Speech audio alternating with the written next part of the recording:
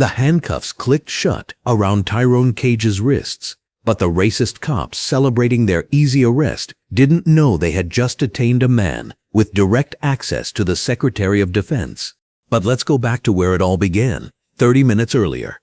The black Mercedes S-Class glided through the tree-lined streets of Westfield Heights like liquid mercury, its polished surface reflecting the afternoon sun off manicured lawns and million-dollar homes. Behind the wheel, Tyrone Cage adjusted his navy blue suit jacket and checked his Rolex Submariner, 2:47 p.m. He was making good time to his meeting with the Defense Contractors Consortium, where his latest intelligence protocols would determine the security framework for 3 overseas military installations.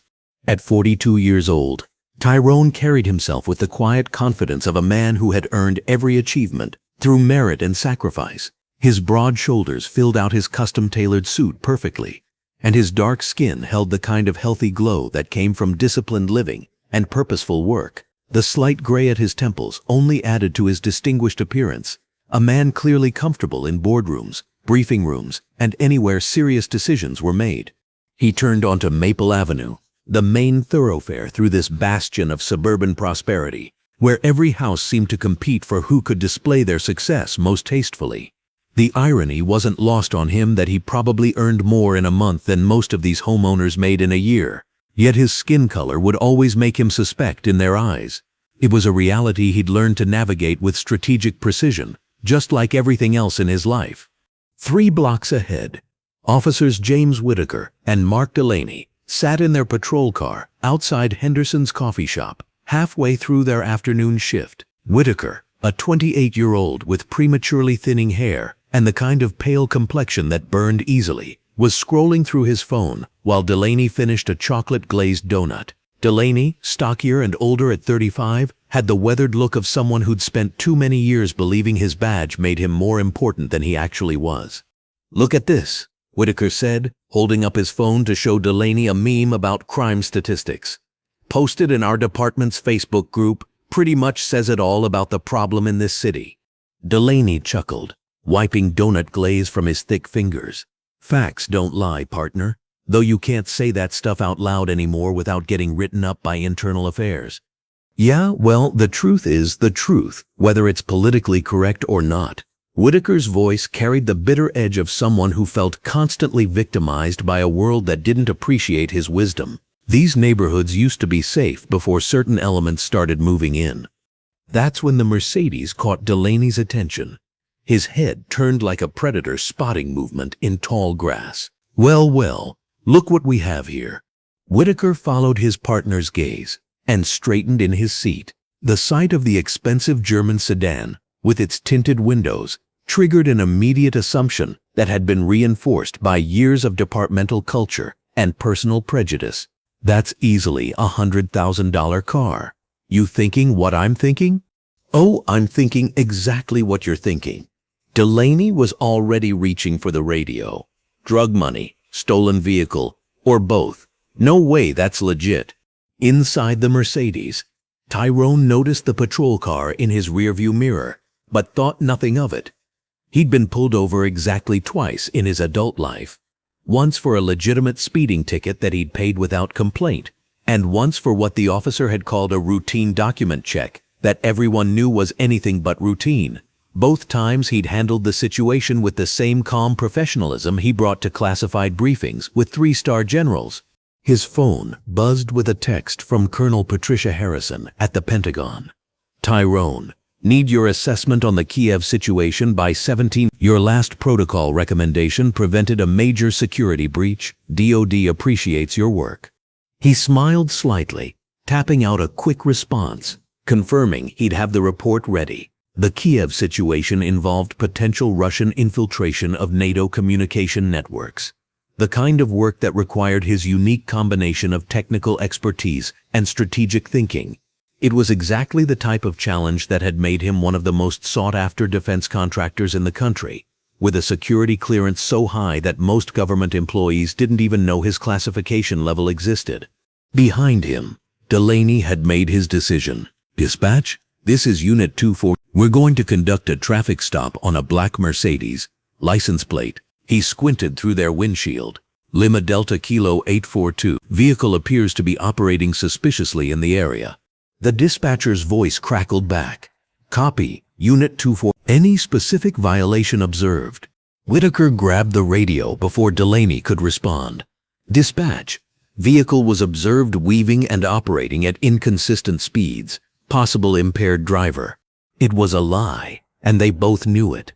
The Mercedes had been traveling exactly the speed limit in perfect control, but weaving and inconsistent speeds were magic words that gave them legal cover for any stop they wanted to make, especially in a neighborhood where an expensive car driven by a black man automatically registered as suspicious in their minds. Tyrone saw the flashing lights in his mirror and felt the familiar tightness in his chest that every black man in America knew. That moment when routine existence suddenly became a potential life or death encounter. He'd been trained by the military to assess threats and calculate responses, but police stops operated by different rules. Here his intelligence, education, and service to his country meant nothing. Here he was just another black man who needed to survive the next 10 minutes. He pulled over carefully, activating his hazard lights and placing his hands clearly on the steering wheel where they could be seen. His movements were deliberate and slow, each one calculated to project non-threatening compliance. He rolled down his window before the officers approached and kept his expensive watch visible, a small psychological tool that might remind them he wasn't their typical target. Whitaker approached the driver's side, while Delaney positioned himself at the passenger window, their standard formation for what they called high-risk stops. High risk, in this case meaning any interaction with someone who didn't look like them. License, registration, and insurance. Whitaker demanded without preamble, his hand resting casually on his service weapon. No good afternoon, no explanation for the stop, no basic courtesy that might acknowledge Tyrone's humanity. Of course, officer.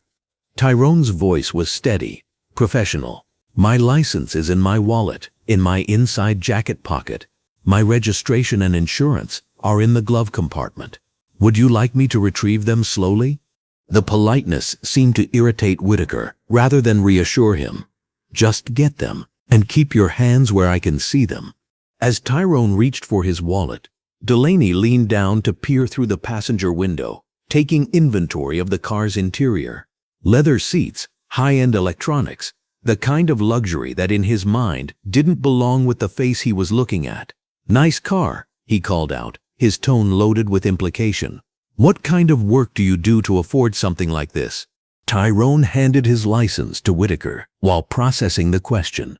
In the military, direct questions receive direct answers, but he'd learned that civilian encounters required more careful navigation. I'm a defense contractor, he said simply.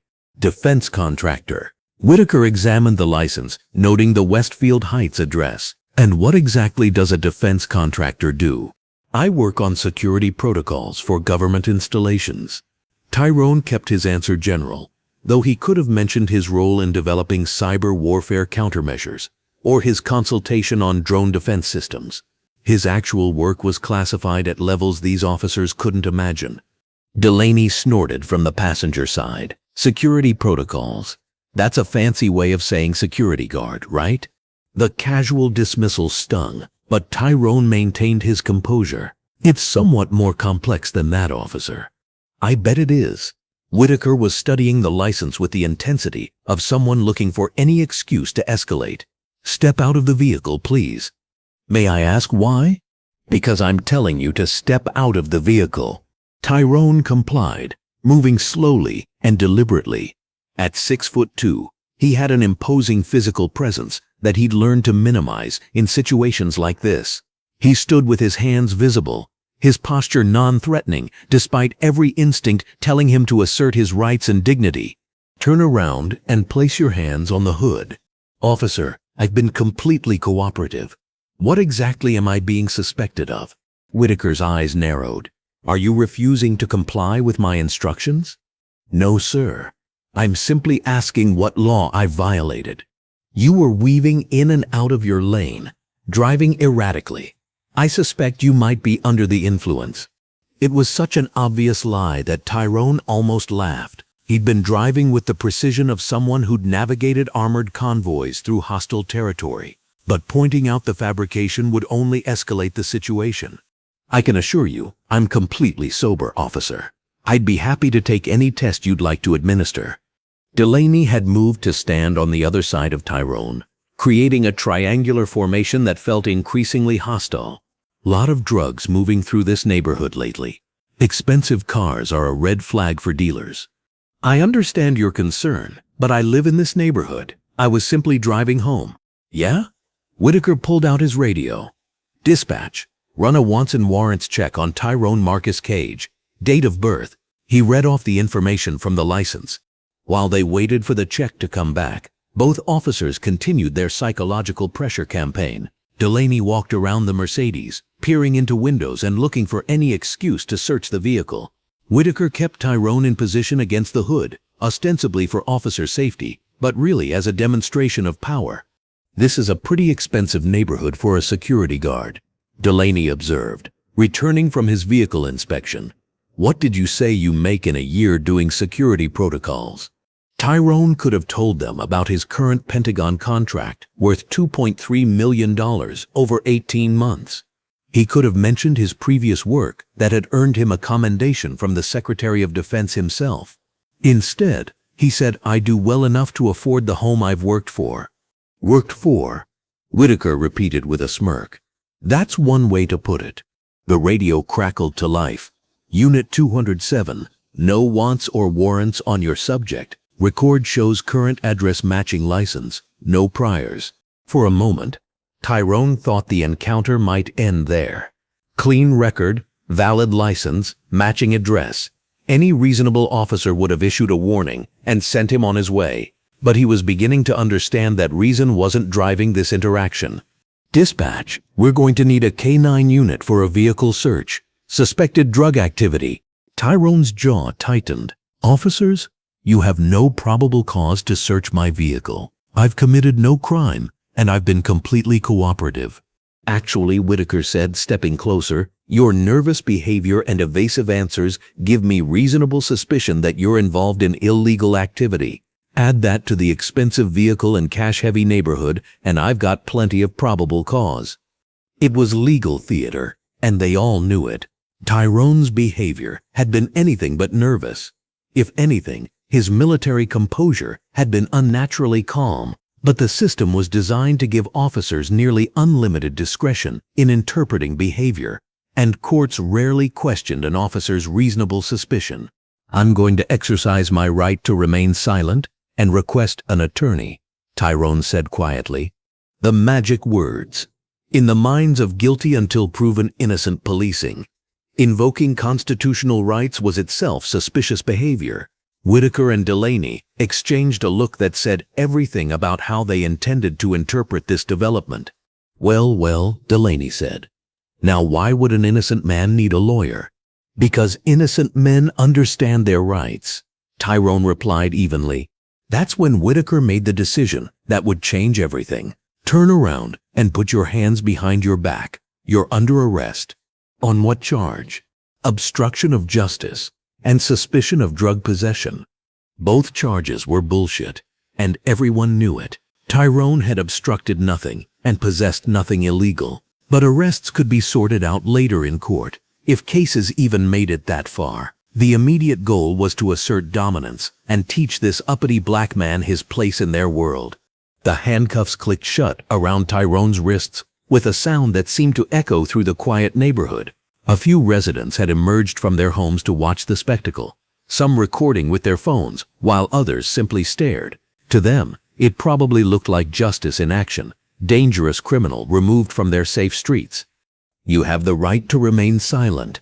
Whitaker began the Miranda recitation with the casual tone of someone who'd done this hundreds of times. Anything you say can and will be used against you in a court of law.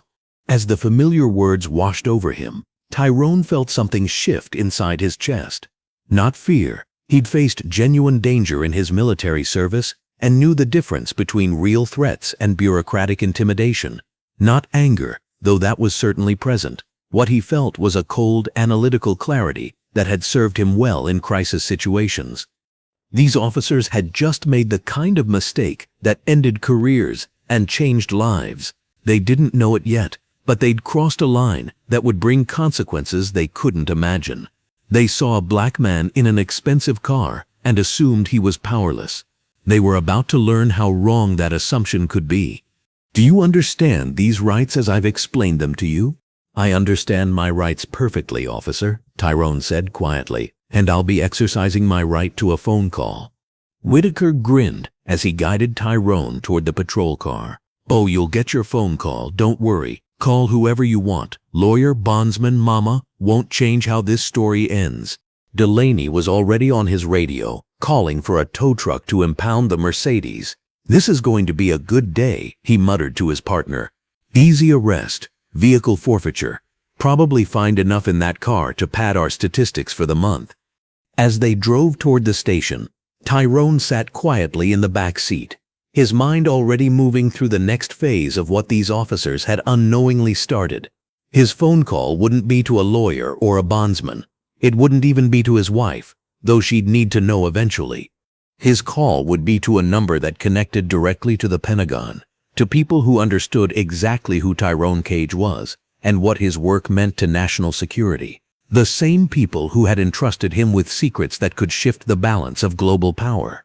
Whitaker and Delaney were still congratulating themselves on their easy collar as they pulled into the station parking lot. They had no idea that in the next hour, their simple racist traffic stop would trigger a response that would reach the highest levels of federal law enforcement.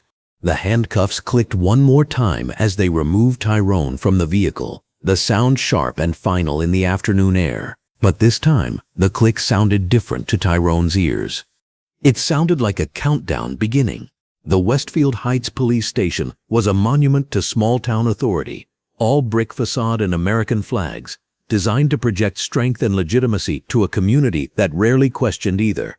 Inside, the afternoon shift moved with the lazy efficiency of people who knew their power was rarely challenged. Dispatch hummed with routine radio chatter. Officers processed paperwork from minor traffic violations, and the holding cells sat mostly empty, except for the occasional drunk or domestic disturbance call. Detective Sergeant Rita Kowalski looked up from her computer as Whitaker and Delaney escorted their handcuffed prisoner through the main entrance. 22 years on the force had given her a practiced eye for reading both criminals and colleagues, and something about this arrest struck her as off. The suspect moved with too much dignity, his expensive suit was too well tailored, and his calm demeanor suggested someone accustomed to being in control rather than controlled. "What have we got?" she asked, though she could already see the smug satisfaction on both officers' faces that usually accompanied what they called their good arrests. "Drug suspect," Whitaker announced, steering Tyrone toward the processing desk. "Caught him driving erratically in Westfield Heights. Expensive vehicle, evasive behavior, classic profile." Kowalski's eyebrows rose slightly. In her experience, drug dealers rarely drove expensive cars through the wealthiest neighborhoods in broad daylight while wearing $3,000 suits. But she'd learned long ago not to question her colleagues' arrests too closely, especially not Whitaker and Delaney, who had a reputation for aggressive policing that the department brass seemed to encourage.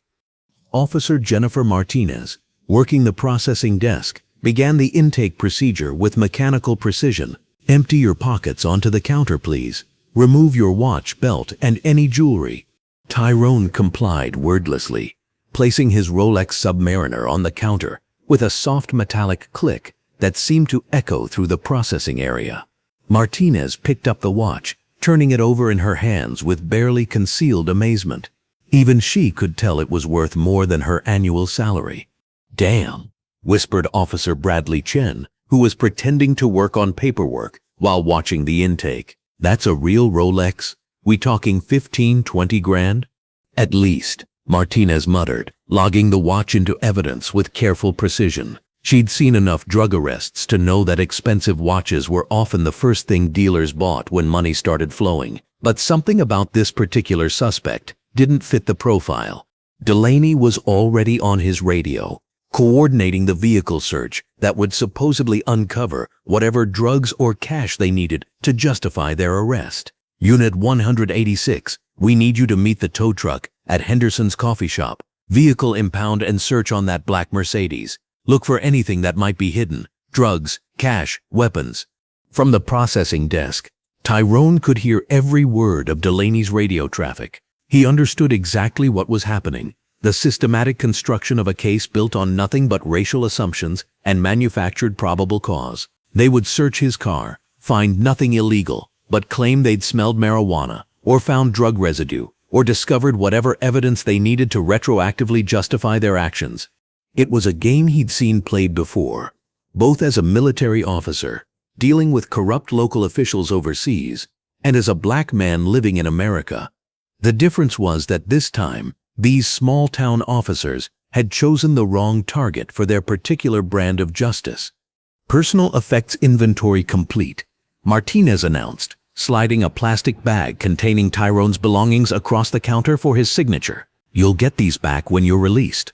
When am I entitled to my phone call? Tyrone asked, his voice carrying the calm authority of someone accustomed to asking questions and receiving answers. Whitaker looked up from the arrest report he was typing with 2 fingers. You'll get your call when we're done processing you. Don't worry, your lawyer can wait a few more minutes.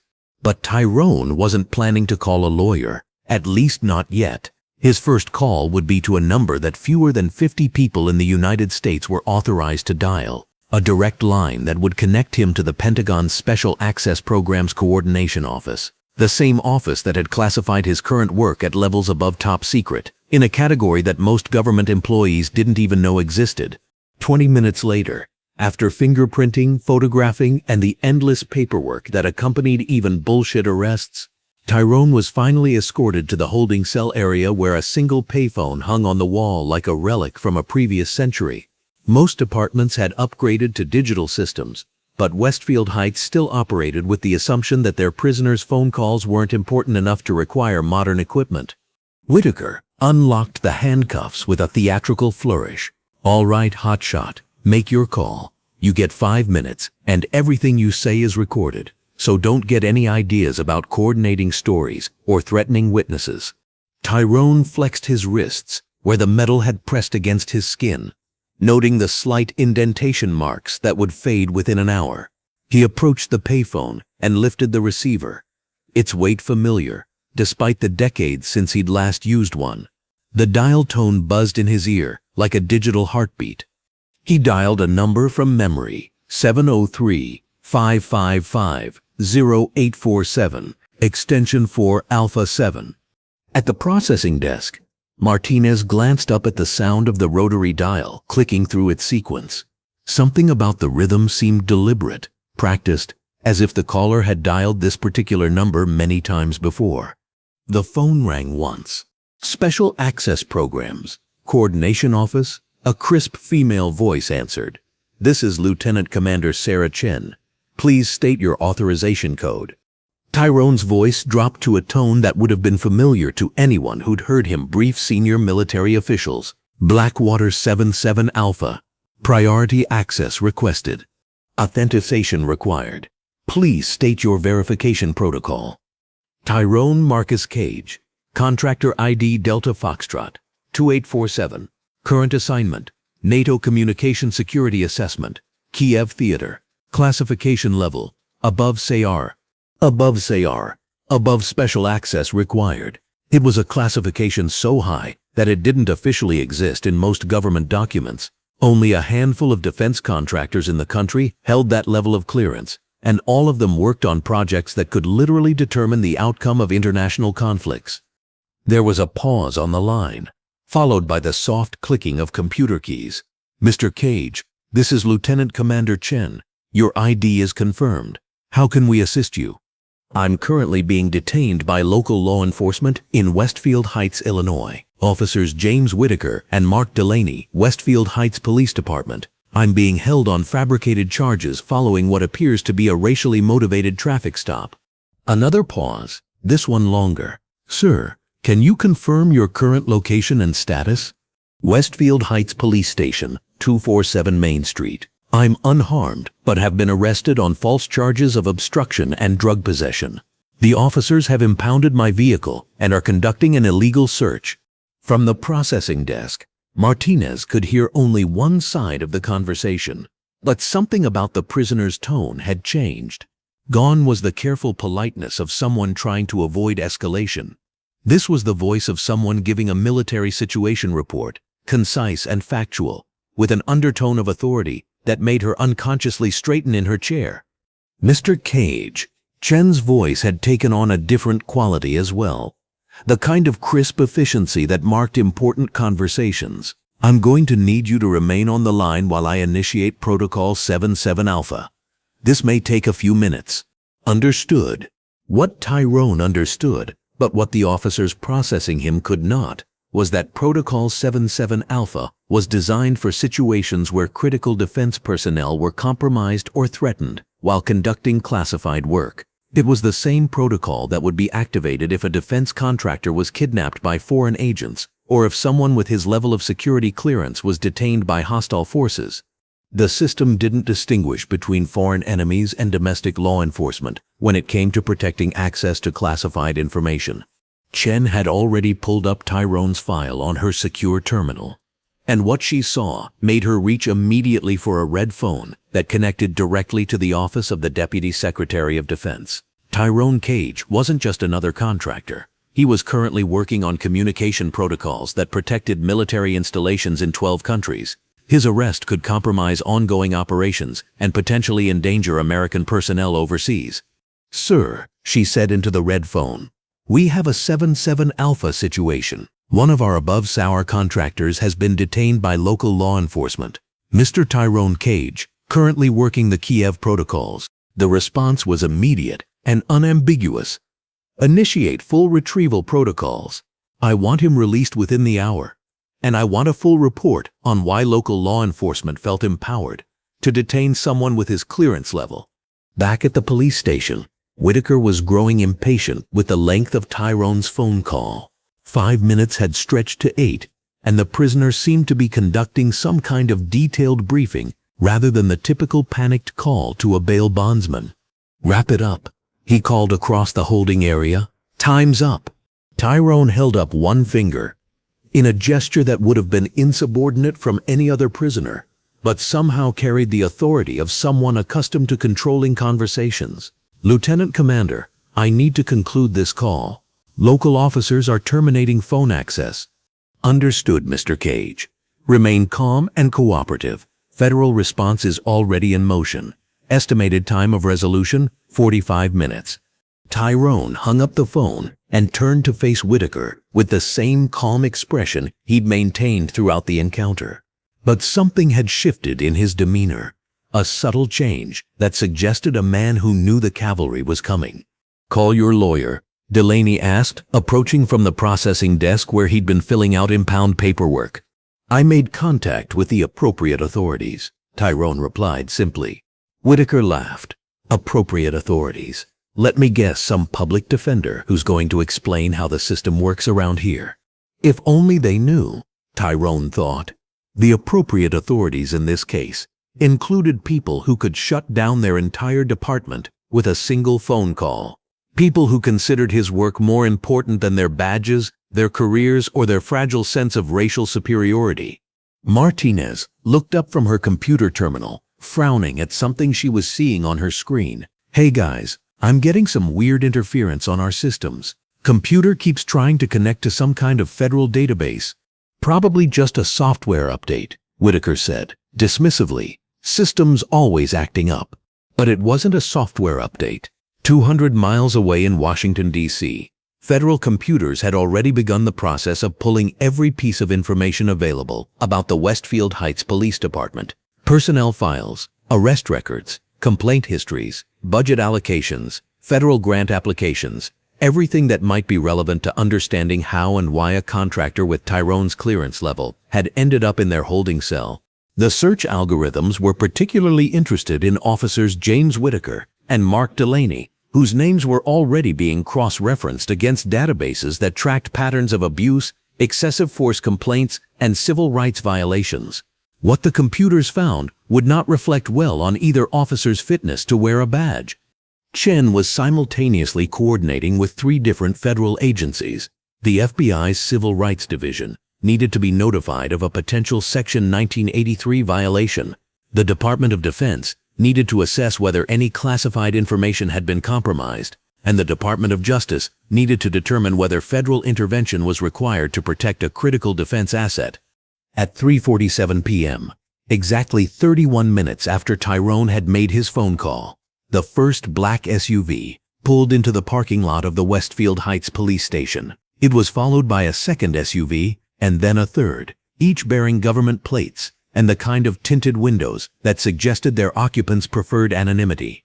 Inside the station, the desk sergeant looked up from his paperwork as a man in a dark suit and federal credentials approached his desk.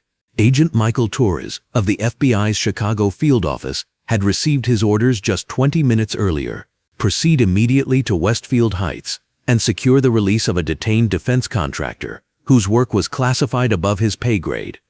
I need to speak with whoever's in charge, Torres said, his voice carrying the flat authority of someone accustomed to having doors opened immediately. Sergeant Williams, a 30-year veteran who thought he'd seen everything, found himself looking at federal credentials that carried more weight than anything he'd encountered in his small-town career. Chief Morrison is in his office. Let me get him for you. The intercom crackled to life. Chief Morrison to the front desk. Chief Morrison, please come to the front desk immediately. In the holding area, Tyrone could hear the sudden burst of activity, multiple voices, radio chatter, the sound of urgent footsteps. He checked his watch, noting that exactly 32 minutes had elapsed since his phone call. Federal response time was improving. Whitaker looked around nervously as more federal agents entered the building. What the hell is going on? Did someone rob a bank or something? Martinez was staring at her computer screen in growing alarm. Guys, I think this has something to do with our arrest. The system is pulling up federal databases I've never seen before. And these flags next to the prisoner's name, I think we might have a problem. A very big problem, as they were about to discover. Chief Morrison emerged from his office looking like a man who'd just received the worst phone call of his career. Because he had. The call had come from someone in Washington whose title he'd never heard of, but whose authority was unmistakably real. The message had been simple and terrifying. Release the prisoner immediately and prepare for a federal investigation into his department's arrest procedures. As federal agents began taking control of his police station, Morrison realized that his officers had just arrested someone whose phone call could reach the highest levels of the United States government. The clock on the wall ticked toward 4 p.m., marking exactly 1 hour since two racist cops had decided to teach a successful black man his place in their world. They were about to learn that some lessons work both ways. The Pentagon operates on a principle that most civilians never fully grasp. When national security is threatened, response time is measured in minutes, not hours. At 3:16 p.m., exactly 1 minute after Tyrone Cage's phone call concluded, Lieutenant Commander Sarah Chen's terminal lit up with priority alerts that cascaded through multiple federal agencies like dominoes falling in perfect sequence. The first alert reached the Department of Defense's Personnel Security Division, where analyst Kevin Murphy was reviewing routine security clearance renewals when his screen suddenly flashed red. The automated system had flagged a Code 77 Alpha incident involving a contractor whose classification level required immediate executive notification. Murphy had been doing this job for 8 years and had never seen a 77 Alpha alert. He'd heard about them in training, theoretical protocols for protecting the most sensitive defense assets, but the classification was so high that he'd assumed they were more myth than reality. Now his computer was telling him that one of those mythical assets was sitting in a small-town jail cell. He reached for his secure phone and dialed the extension for Deputy Director Patricia Hawkins, whose job was to ensure that people like Tyrone Cage never found themselves in situations that could compromise national security. Hawkins, came the crisp response. Ma'am, we have a 77 Alpha situation. Defense contractor Tyrone Cage, above SAR classification, has been detained by local law enforcement in Westfield Heights, Illinois. The pause that followed lasted exactly 3 seconds, long enough for Hawkins to pull up Cage's file on her secure terminal and understand exactly how catastrophic this situation could become. Jesus Christ, she whispered, scrolling through classification levels that existed in a realm beyond top secret. He's working the Kiev protocols. If he's compromised, she didn't need to finish the sentence. The Kiev protocols protected communication networks for NATO installations across Eastern Europe. If hostile intelligence services learned that the architect of those protocols was vulnerable, they could exploit that weakness to penetrate systems that protected thousands of American and Allied personnel. "Get me a direct line to the FBI's Chicago field office," Hawkins ordered, "and activate the emergency response team. I want federal agents on scene within 30 minutes. "Ma'am, should I notify the White House?" Hawkins checked the classification level one more time. Above SAR contractors were considered critical national security assets, equivalent to senior military commanders or intelligence operatives. Their compromise triggered the same response protocols used for cabinet-level officials. "Yes, notify the National Security Council immediately." 2 floors below, in the Pentagon's Intelligence Assessment Division, Colonel Marcus Webb was analyzing satellite imagery from the Ukrainian border when his secure phone rang with a distinctive double tone that indicated a national security emergency. "Colonel Webb." "Sir, this is Major Jennifer Hayes from Personnel Security. We have a critical asset protection situation involving one of your consultation contractors."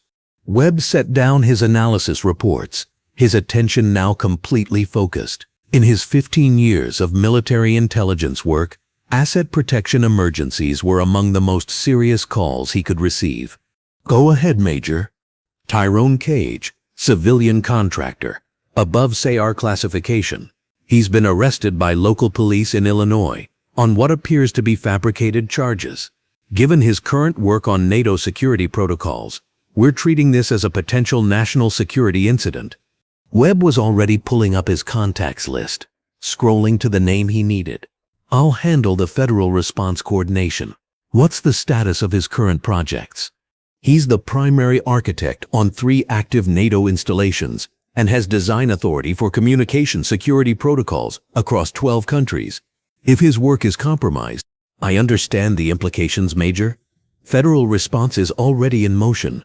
But even as Webb began coordinating the official response, he was making a separate, more personal phone call. Tyrone Cage wasn't just another contractor to him. They'd served together in Afghanistan, where Tyrone's quick thinking had saved Webber's convoy from an IED attack. The man who was now sitting in a small-town jail cell had once carried Webber to safety under enemy fire. The number he dialed connected him to General Patricia Morrison at the Joint Chiefs of Staff, a woman who understood that sometimes the most important military operations happened on American soil. "General Morrison." "Patricia, it's Marcus Webb. We have a situation with one of our people." In Chicago, FBI Special Agent Michael Torres was already in his vehicle when the call came through his secure radio. 23 years with the Bureau had taught him to recognize the tone that indicated a case was about to become career-defining, either in a very good way or a very bad way. "Agent Torres, this is Deputy Director Richardson from Washington. I need you to proceed immediately to Westfield Heights Police Station. Priority 1 response." Torres had worked Priority 1 cases before.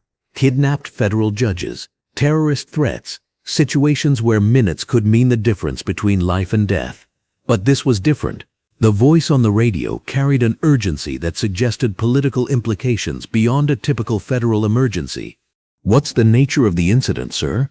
"Local law enforcement has detained a defense contractor whose work is classified at the highest levels. Your primary objective is to secure his immediate release and assess whether any federal crimes have been committed." Torres was already calculating drive time and coordinating backup. "Do we know the nature of the charges?" "Fabricated bullshit, designed to harass a black man driving an expensive car," Richardson said, with unusual bluntness for an FBI communications channel. "The kind of civil rights violation that makes federal prosecutors very interested in small-town police departments." The response was expanding beyond just Tyrone's release. What had started as an asset protection operation was becoming a full investigation into whether the Westfield Heights Police Department had engaged in a pattern of civil rights violations. FBI databases were already being searched for similar incidents, similar officers, similar outcomes. At the Department of Justice's Civil Rights Division, attorney Sarah Mitchell was reviewing case files when her computer chimed with an urgent priority notification. As a federal prosecutor specializing in police misconduct cases, she'd seen enough bad arrests to recognize the pattern immediately. The preliminary report painted a familiar picture: successful black professional, expensive vehicle, affluent neighborhood, pretextual traffic stop, escalation to arrest on vague charges. What made this case different was the arrestee's security clearance and the federal response it had triggered. Mitchell reached for her phone and dialed the number for U.S. Attorney David Chen in Chicago. Cases like this could reshape entire police departments if handled correctly, and they could end careers if handled poorly. David, it's Sarah Mitchell from Civil Rights. We're about to hand you a case that's going to test everything you know about federal intervention in local policing. How bad are we talking? Remember the case in Louisiana, where local cops arrested that Army colonel and it ended up in federal court? This is potentially worse, much worse. Back at the Westfield Heights police station, Chief Morrison was discovering that his quiet Tuesday afternoon was about to become the worst day of his 30-year career. The phone call from Washington had lasted exactly 47 seconds, but those 47 seconds had contained enough information to make him understand that his department was about to be federally investigated. The caller had identified himself as Deputy Assistant Attorney General Robert Hayes from the Department of Justice's Civil Rights Division. Morrison had never heard of Hayes, but the man's authority was unmistakably real, and his message was unmistakably clear. Release the prisoner immediately, secure all arrest documentation, and prepare for federal oversight. Chief, his desk sergeant called from the front entrance, "There are federal agents here to see you." Morrison looked through his office window and saw what appeared to be a coordinated federal response. FBI agents, Department of Justice personnel, and several individuals whose credentials he couldn't immediately identify. All of them had the kind of serious expressions that suggested they weren't here for a friendly visit. Agent Torres approached Morrison's desk with the calm authority of someone accustomed to taking control of situations. "Chief Morrison, I'm Special Agent Michael Torres with the FBI. We're here regarding your arrest of Tyrone Cage." "I don't understand," Morrison said, though he was beginning to suspect he understood perfectly. It was a routine traffic stop. Officers observed erratic driving behavior. "Chief, let me save us both some time," Torres interrupted. "We've already reviewed the arrest documentation, analyzed the traffic stop location, and accessed your officer's radio communications.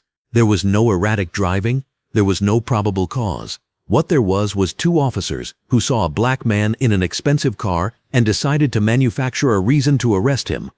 Morrison felt his stomach drop. "Agent Torres, I'm sure there's been some misunderstanding.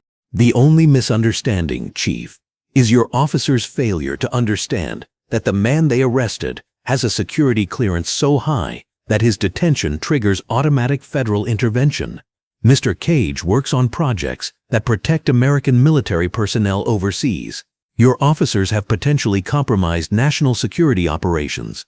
The weight of Torres's words settled over Morrison like a lead blanket. In his 3 decades of small-town policing, he'd dealt with drunk drivers, domestic disputes, and the occasional drug bust.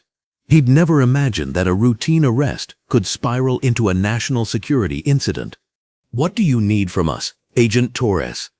"First, I need Mr. Cage released immediately. Then I need to interview the arresting officers. Then I need access to all departmental records related to traffic stops, arrests, and citizen complaints over the past 5 years. 5 years of records. Morrison knew exactly what those records would show: a pattern of aggressive policing that disproportionately targeted minority drivers, especially in affluent neighborhoods. The kind of pattern that federal civil rights prosecutors built careers on exposing. In the holding area, Whitaker and Delaney were watching the federal response with growing alarm. What had started as their routine harassment of an uppity black driver had somehow attracted the attention of multiple federal agencies. "This doesn't make sense," Delaney muttered. watching FBI agents move through the station with purposeful efficiency. Drug dealers don't get this kind of response. Hell, bank robbers don't get this kind of response. Martinez approached them with a printout that had just emerged from her computer, her face pale with realization. "Guys, I think we need to look at this." The printout contained Tyrone Cage's background information, automatically generated by federal databases that had been triggered by his arrest. What it revealed made both officers understand that they had made the kind of mistake that ended careers.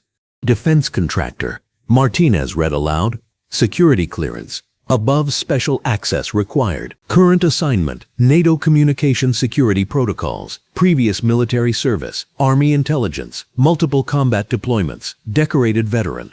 Whitaker snatched the paper from her hands, scanning it with growing disbelief. "This can't be right. He's just some drug dealer with a stolen car." "No," Martinez said quietly. "He's not.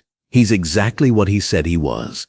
A defense contractor, and apparently a very important one." Delaney was staring at the federal agents who continued to stream through their station. "How important are we talking?" "Important enough that his arrest triggered a national security response," Martinez replied. "Important enough that the FBI is here. Important enough that we're all probably going to need lawyers." The reality was beginning to sink in for both officers. They had built their careers on the assumption that they could treat certain types of people with impunity, confident that the system would protect them. They had never considered the possibility that their target might have connections that reached higher than their connections. Agent Torres was now standing in front of Tyrone's holding cell, looking at a man who carried himself with the calm dignity of someone accustomed to being in control of his circumstances. "Mr. Cage, I'm Special Agent Torres with the FBI. I understand you've had an unfortunate encounter with local law enforcement." Tyrone stood and approached the cell door, his posture straight and professional, despite the circumstances. "Agent Torres, I appreciate the federal response. The situation has been handled inappropriately. We're here to rectify that immediately, sir. You'll be released within the next few minutes, and we'll be conducting a full investigation into the circumstances of your arrest." Torres produced a key and unlocked the cell door, a symbolic moment that marked the beginning of the end for Officers Whitaker and Delaney's careers. As Tyrone stepped out of the cell, he maintained the same composed demeanor he'd shown throughout the encounter. "My vehicle was impounded and is currently being searched without warrant or probable cause," Tyrone said, matter-of-factly. "Already handled, sir. Federal agents are securing your vehicle and ensuring that any search is terminated immediately. Your personal effects will be returned, and you'll be free to leave." As they walked toward the processing area, Torres continued his briefing.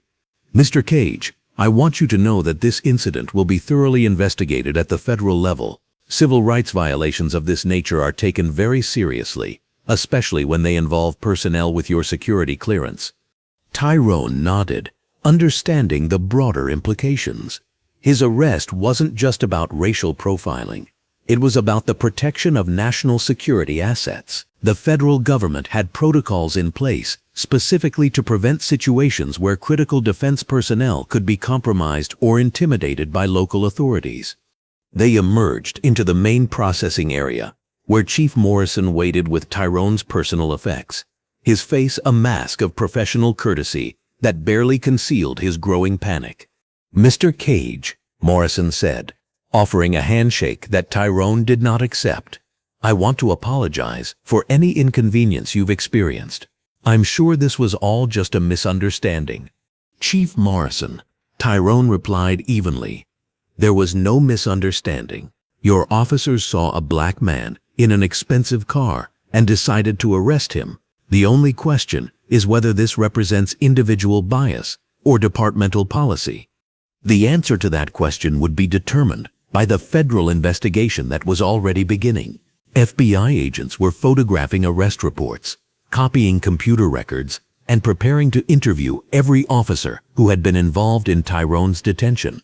As Tyrone collected his watch, wallet, and other personal effects, he could see Whitaker and Delaney standing near the processing desk, their earlier confidence replaced by obvious anxiety. They were beginning to understand that their simple racist traffic stop had triggered consequences that would follow them for the rest of their careers.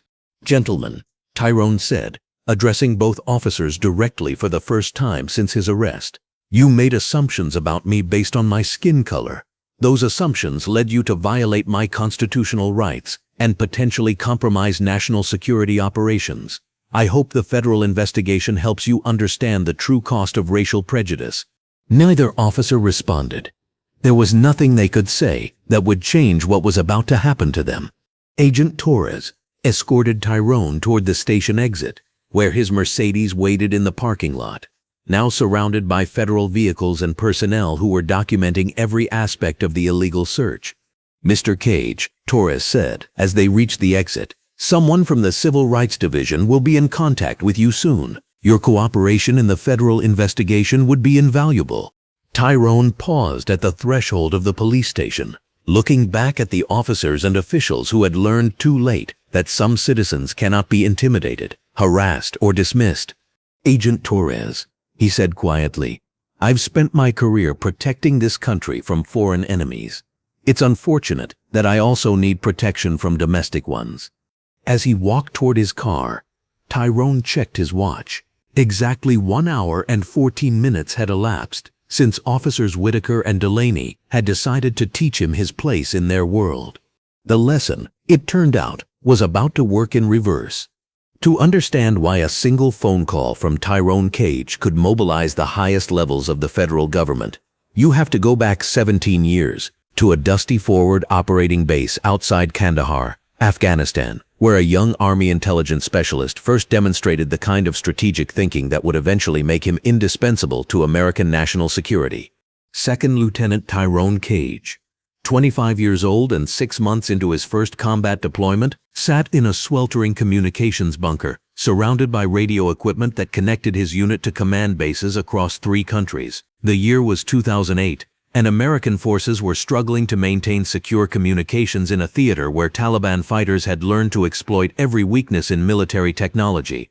The problem was both simple and catastrophic. Insurgent forces were intercepting American radio traffic, decoding operational plans, and using that intelligence to ambush convoys, attack bases, and kill American soldiers. Traditional encryption methods were failing because the enemy had acquired Soviet-era decryption technology that could break standard military codes within hours. Tyrone had been assigned to the communications security team, not because of his rank, he was one of the most junior officers on base, but because of his unique combination of technical expertise and pattern recognition skills that had been identified during his training at Fort Gordon. His commanding officer, Colonel Patricia Harrison, had given him a mandate that was both broad and urgent: find a way to secure American communications before more soldiers died. For 3 weeks, Tyrone worked 18-hour days, analyzing intercepted enemy communications, studying their decryption methods, and developing countermeasures that could stay ahead of their technological capabilities. What he discovered would revolutionize military communications security for the next 2 decades. The breakthrough came on a Tuesday morning when Tyrone realized that the enemy wasn't just breaking American codes, they were predicting them. Soviet decryption technology relied on pattern recognition algorithms that could anticipate how American encryption systems would evolve. Instead of making codes more complex, Tyrone developed a system that made them genuinely random, using atmospheric data from weather satellites to generate encryption keys that changed every 37 minutes. His innovation, which he called atmospheric key rotation, created communication security that was literally impossible to predict, because it relied on weather patterns that couldn't be forecasted more than hours in advance. Enemy forces could intercept American radio traffic, but they couldn't decode it because the encryption keys were based on meteorological data they couldn't access. The first field test of Tyrone's system protected a convoy operation through the most dangerous stretch of Highway 1, a route where insurgent attacks had killed 43 American soldiers in the previous 6 months. For the first time in over a year, American forces conducted operations in that sector without losing a single vehicle to enemy ambush. Colonel Harrison's after-action report to Pentagon leadership was unequivocal. Lieutenant Cage has developed communication security protocols that represent a generational leap in protecting American forces. His work has direct applications for NATO allies and could fundamentally change how we conduct operations in hostile environments. That report found its way to the desk of General Marcus Webb, who was then overseeing communication security for all American forces in Afghanistan. Webb recognized immediately that Tyrone's innovation had implications far beyond a single combat theater. Atmospheric key rotation could protect American communications networks worldwide, from embassies in hostile countries to naval operations in contested waters. Within 6 months, Tyrone was transferred to a classified assignment at the Pentagon, where he worked directly with the National Security Agency to adapt his atmospheric encryption protocols for global military communications. His security clearance was upgraded to levels that most military personnel never knew existed, and his work became classified at categories above top secret. By the time he completed his military service 8 years later, Tyrone had developed communication security systems that protected American forces in 17 countries. His protocols secured everything from special operations planning to diplomatic communications, and his innovations had been credited with preventing the compromise of missions that could have led to hundreds of American casualties. The transition to civilian defense contracting was inevitable. Companies like Raytheon, Lockheed Martin, and Northrop Grumman competed aggressively to hire someone with Tyrone's unique combination of classified experience and proven innovation. But it was a smaller, more specialized firm, Sentinel Defense Solutions, that offered him something the larger corporations couldn't: complete autonomy to work on the most sensitive projects in American national security. Sentinel was a boutique defense contractor that employed fewer than 50 people, all of whom held security clearances at the highest levels. Their clients included the Pentagon, the CIA, the National Security Council, and NATO command structures that coordinated defense operations across multiple continents. Tyrone's role was officially listed as Senior Systems Architect, but his actual job was to solve problems that threatened American national security.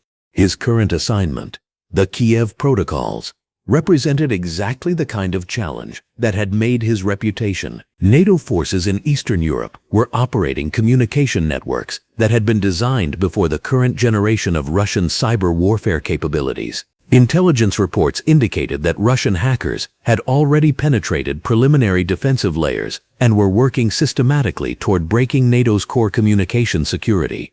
If they succeeded, Russian intelligence would have access to NATO operational planning, troop movements, weapons deployments, and strategic assessments across 12 countries. The implications went far beyond military embarrassment. Compromised NATO communications could lead to the exposure of intelligence assets, the failure of ongoing operations, and potentially the deaths of American and Allied personnel. Tyrone's solution was characteristically elegant and devastatingly effective. Instead of trying to build higher walls around existing communication systems, he developed protocols that made those systems essentially invisible to enemy surveillance. His ghost network architecture created communication channels that appeared to be routine civilian internet traffic while actually carrying classified military communications through quantum-encrypted pathways. The technical complexity was staggering. Ghost network protocols required real-time coordination between satellite networks, ground-based servers, and individual communication devices, all synchronized through quantum encryption keys that changed faster than any known decryption system could analyze them. Implementation required months of testing and coordination with NATO technical teams across multiple time zones. But the strategic implications were even more significant. Ghost networks didn't just protect NATO communications. They created offensive capabilities that could penetrate enemy systems while remaining completely undetectable. Russian hackers might spend years trying to break NATO encryption without realizing they were attacking decoy networks, while real communications flowed through channels they couldn't even perceive. The Kiev protocols were scheduled for final implementation in 3 weeks, pending Tyrone's completion of the security assessment that had been interrupted by his arrest. NATO commanders were waiting for his analysis before deploying communication systems that would protect military operations across Eastern Europe for the next decade. This was why his detention had triggered automatic federal response protocols. Tyrone wasn't just another defense contractor. He was a critical national security asset whose work directly protected American and Allied forces in active conflict zones. His arrest represented a potential compromise of classified information that could endanger ongoing military operations. The Pentagon maintained specific protocols for protecting personnel with Tyrone's level of access. If he had been kidnapped by foreign agents, the response would have been immediate and overwhelming. If he had been detained by hostile foreign governments, diplomatic and potentially military pressure would have been applied to secure his release. The fact that he had been arrested by American law enforcement officers didn't change the security implications. Racist cops in small-town Illinois posed the same potential threat to classified information as foreign intelligence services, and federal protocols treated them accordingly. Lieutenant Commander Sarah Chen, who had taken Tyrone's initial phone call, was now coordinating with Pentagon leadership to assess whether any classified information had been compromised during his detention. Standard protocols required a complete security review whenever personnel with above SARA clearances were exposed to potentially hostile interrogation. "Sir," she reported to Deputy Secretary of Defense Robert Martinez, "preliminary assessment indicates no compromise of classified information. Mr. Cage maintained operational security throughout his detention and disclosed nothing beyond his basic contractor status." Martinez reviewed Tyrone's file on his secure terminal, noting the strategic importance of the Kiev protocols and the timeline for NATO implementation. What's the status of his current assignment? He's scheduled to deliver his final security assessment in 2 weeks. NATO deployment is contingent on his recommendations. Then we need to ensure he can complete his work without further interference. What's the federal response status? FBI, Civil Rights Division, has assumed primary investigative authority. Department of Justice is reviewing for potential federal prosecution of the arresting officers. The incident is being treated as both a civil rights violation and a potential national security compromise. This was the machinery that had been set in motion by Tyrone's single phone call, a coordinated federal response designed to protect one of America's most valuable defense assets, while simultaneously investigating whether local law enforcement had engaged in systematic civil rights violations. The irony was not lost on Pentagon leadership. Tyrone Cage spent his professional life protecting American forces from foreign enemies, developing security systems that prevented hostile governments from compromising military operations. Yet he needed protection from domestic enemies, racist law enforcement officers who posed their own threat to national security through their bigotry and incompetence. General Patricia Harrison, now a senior Pentagon official, had been following the situation through classified briefings since the initial alert. She remembered the young lieutenant who had revolutionized military communications security, and she understood better than most what his current work meant for American national security. This incident demonstrates a systemic problem, she noted in her briefing to Pentagon leadership. Critical defense personnel shouldn't require federal protection from local law enforcement, but until we address the underlying issues of racial bias in policing, protocols like 77 Alpha will remain necessary. The protocols existed because scenarios like Tyrone's arrest were not theoretical possibilities. They were recognized threats to national security that required systematic responses. Every person with above SAR clearance carried implicit federal protection, not because of their personal importance, but because of the strategic value of the information they possessed. Tyrone's case would now become a textbook example of how racial profiling could compromise national security operations. FBI investigators would document every aspect of his arrest, from the initial traffic stop through his detention and eventual release. Their findings would be used to train federal agents on recognizing and responding to civil rights violations that intersected with national security concerns. The broader implications were already being discussed at the highest levels of federal law enforcement. If small-town police departments could arbitrarily arrest defense contractors with the highest security clearances, what prevented them from targeting other critical national security personnel? Were there other cases where racial bias had compromised federal operations? These questions would drive investigations that extended far beyond Westfield Heights, Illinois. Tyrone's arrest had revealed a vulnerability in national security that went beyond foreign threats. It highlighted how domestic prejudice could undermine the very people tasked with protecting American interests. As federal agents continued their investigation at the Westfield Heights police station, Pentagon leadership was already implementing new protocols to prevent similar incidents. Defense contractors with above SAR clearances would receive enhanced protection documentation. Federal liaison programs would be established with local law enforcement agencies, and civil rights training would be mandated for any police department that operated in areas with significant defense contractor populations. The young Army lieutenant who had solved communication security problems in Afghanistan had become the senior defense contractor, whose arrest would reshape how America protected its most valuable strategic assets from threats both foreign and domestic. But first, Officers Whitaker and Delaney would learn exactly what it meant to target someone whose work was more important to national security than their badges, their careers, or their deeply held racial prejudices. The education was about to be comprehensive and career-ending. The black SUVs formed a semicircle in the Westfield Heights police station parking lot, like pieces on a chessboard, positioning for checkmate.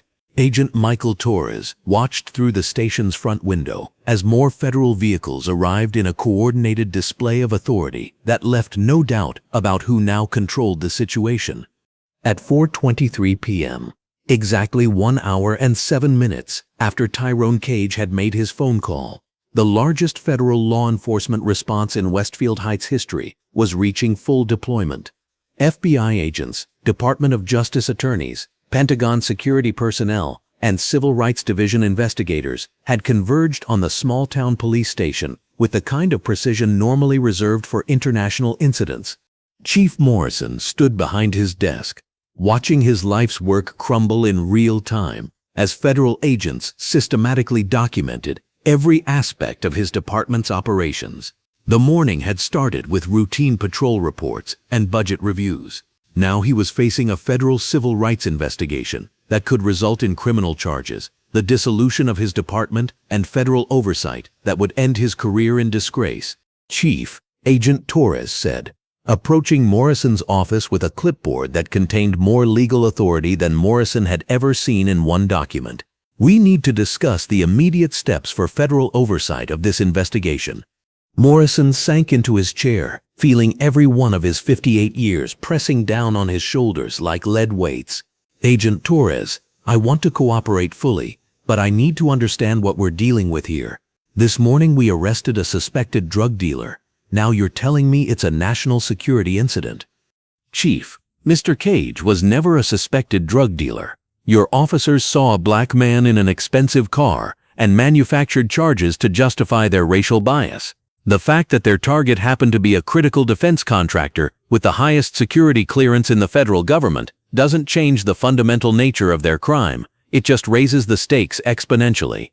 Through the office window, Morrison could see FBI agents photographing arrest reports, copying computer files, and interviewing every officer who had been on duty during Tyrone's detention. This wasn't a routine inquiry. It was a comprehensive federal investigation that would examine every aspect of his department's operations. Agent Patricia Williams, from the FBI's Civil Rights Division, entered Morrison's office, carrying a thick folder of documents that represented months of preparation, compressed into hours of urgent investigation. She was a 20-year veteran of federal civil rights cases, and she'd seen enough police department cover-ups to recognize the signs immediately. Chief Morrison, she said, settling into the chair across from his desk. I'm Special Agent Williams with the Civil Rights Division. We need to discuss your department's arrest patterns, particularly regarding traffic stops in affluent neighborhoods. Morrison felt his stomach tighten. He knew exactly what those patterns would show. Years of aggressive policing that had disproportionately targeted minority drivers, especially successful black professionals who had the audacity to live in or drive through wealthy neighborhoods. Agent Williams, I can assure you that this department operates according to all applicable laws and regulations. Williams opened her folder and withdrew a computer printout that showed 3 years of arrest statistics broken down by race, location, and offense type. The numbers told a story that Morrison had hoped would never see daylight. Chief, in the past 3 years, your department has conducted 247 traffic stops in the Westfield Heights area. Of those stops, 73% involved minority drivers, despite minorities representing only 12% of the local population. Of the stops involving white drivers, 89% resulted in warnings or minor citations. Of the stops involving black drivers, 67% resulted in arrests. The statistics were damning, but Williams wasn't finished. More specifically, black drivers in expensive vehicles were arrested at a rate of 84%, compared to a 3% arrest rate for white drivers in similar vehicles. This suggests a pattern of discriminatory enforcement that violates the Equal Protection Clause of the 14th Amendment. Morrison stared at the numbers, understanding that his department's proactive policing strategy had created exactly the kind of statistical evidence that federal prosecutors used to build pattern and practice cases against entire police departments.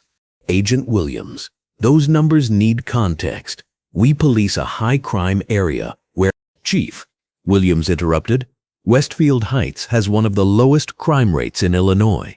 Your high-crime area justification doesn't hold up to basic statistical analysis.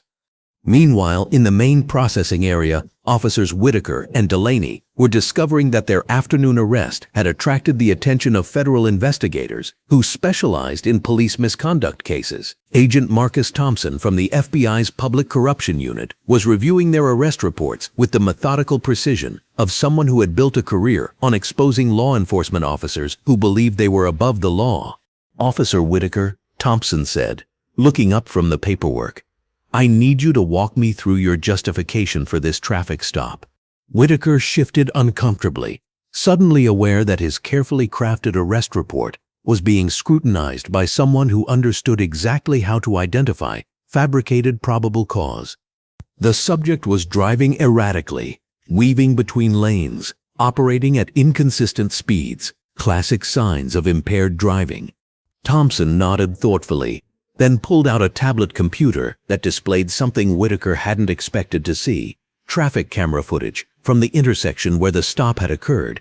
Officer, I'm looking at city traffic camera video from the time and location of your stop. Can you point out the erratic driving behavior you described? The video showed Tyrone's Mercedes traveling in perfect control, maintaining consistent speed, staying within lane markers, and observing all traffic regulations. There was no weaving, no erratic behavior, no justification for the stop that Whitaker had described in his report. Whitaker felt sweat beginning to form on his forehead as he realized that his lie had been documented by video evidence that he hadn't known existed. Officer, Thompson continued, making false statements in an official police report is a federal crime when it results in the violation of someone's civil rights. I need you to understand that the accuracy of your testimony is critical to this investigation. Delaney, standing nearby, was having his own conversation with Agent Jennifer Martinez from the Department of Justice's Criminal Division. Martinez specialized in cases where local law enforcement officers faced federal prosecution, and she'd reviewed enough police misconduct cases to recognize the warning signs of officers who believed their badges protected them from accountability. Officer Delaney, Martinez said, I understand you were the backup officer on this arrest. Can you describe Mr. Cage's behavior during the encounter? Delaney had been coached for years to use language that justified police actions, regardless of the actual circumstances. The subject displayed suspicious behavior, failed to cooperate fully with our investigation, and showed signs of possible criminal activity. Martinez consulted her notes, which included detailed statements from Tyrone about his interactions with both officers. Officer, Mr. Cage states that he immediately provided his license, registration, and insurance upon request. He complied with all verbal commands, submitted to handcuffing without resistance, and remained polite and cooperative throughout the encounter. Which specific behaviors did you interpret as suspicious or uncooperative? The question trapped Delaney in the same web of lies that was ensnaring his partner. Any specific answer could be checked against video evidence, witness statements, or Tyrone's own detailed account of the encounter. Any general answer would reveal that his suspicious behavior justification was meaningless police jargon designed to retroactively justify an unjustifiable arrest. He was evasive in his answers about his occupation and income. Officer, Mr. Cage told you he was a defense contractor working on security protocols. He provided his business address and answered every question you asked. In what way was he evasive? Delaney had no answer that wouldn't further incriminate him. Across the station, federal agents were conducting interviews with every officer who had been present during Tyrone's detention. The interviews revealed a disturbing pattern of casual racism, procedural violations, and systemic misconduct that extended far beyond a single arrest. Officer Jennifer Martinez, the processing officer who had handled Tyrone's intake, was providing devastating testimony to Agent Sarah Chen from the FBI's Criminal Justice Division. The arrest seemed unusual from the beginning. Martinez told Chen, "Mr. Cage didn't fit the profile of our typical arrests. He was too calm, too professional, too articulate, and that watch he was wearing probably cost more than I make in 6 months." Did Officers Whitaker and Delaney make any comments about Mr. Cage's race or appearance? Martinez hesitated, understanding that her answer could end the careers of her colleagues. But she also understood that lying to federal investigators was a felony that could end her own career. Officer Whitaker said something about certain elements moving into the neighborhood, and Officer Delaney made comments about drug money when he saw the car. Did anyone question whether there was sufficient probable cause for the arrest? No, nobody questioned Whitaker and Delaney. They're known for this kind of arrest. That phrase, "known for this kind of arrest," would appear in multiple interview reports as federal agents discovered that Tyrone's detention was not an isolated incident, but part of a recognized pattern of discriminatory policing that the entire department had tacitly endorsed. Agent Torres was now coordinating with Pentagon security personnel who had arrived to assess whether any classified information had been compromised during Tyrone's detention. Colonel Marcus Webb, the same officer who had served with Tyrone in Afghanistan, had flown from Washington specifically to oversee the security review. Agent Torres, Colonel Webb said, "I need to interview Mr. Cage to determine whether these officers attempted to access any classified information during his detention." "Colonel, Mr. Cage is currently providing a statement to our Civil Rights Division investigators. He'll be available for your security debriefing within the hour." Webb nodded, then looked around the police station with the expression of someone who had spent his career in professional military environments and found civilian law enforcement decidedly lacking in both competence and integrity. "Agent Torres, I've worked with Mr. Cage for over a decade. His work protects American military personnel in 12 countries.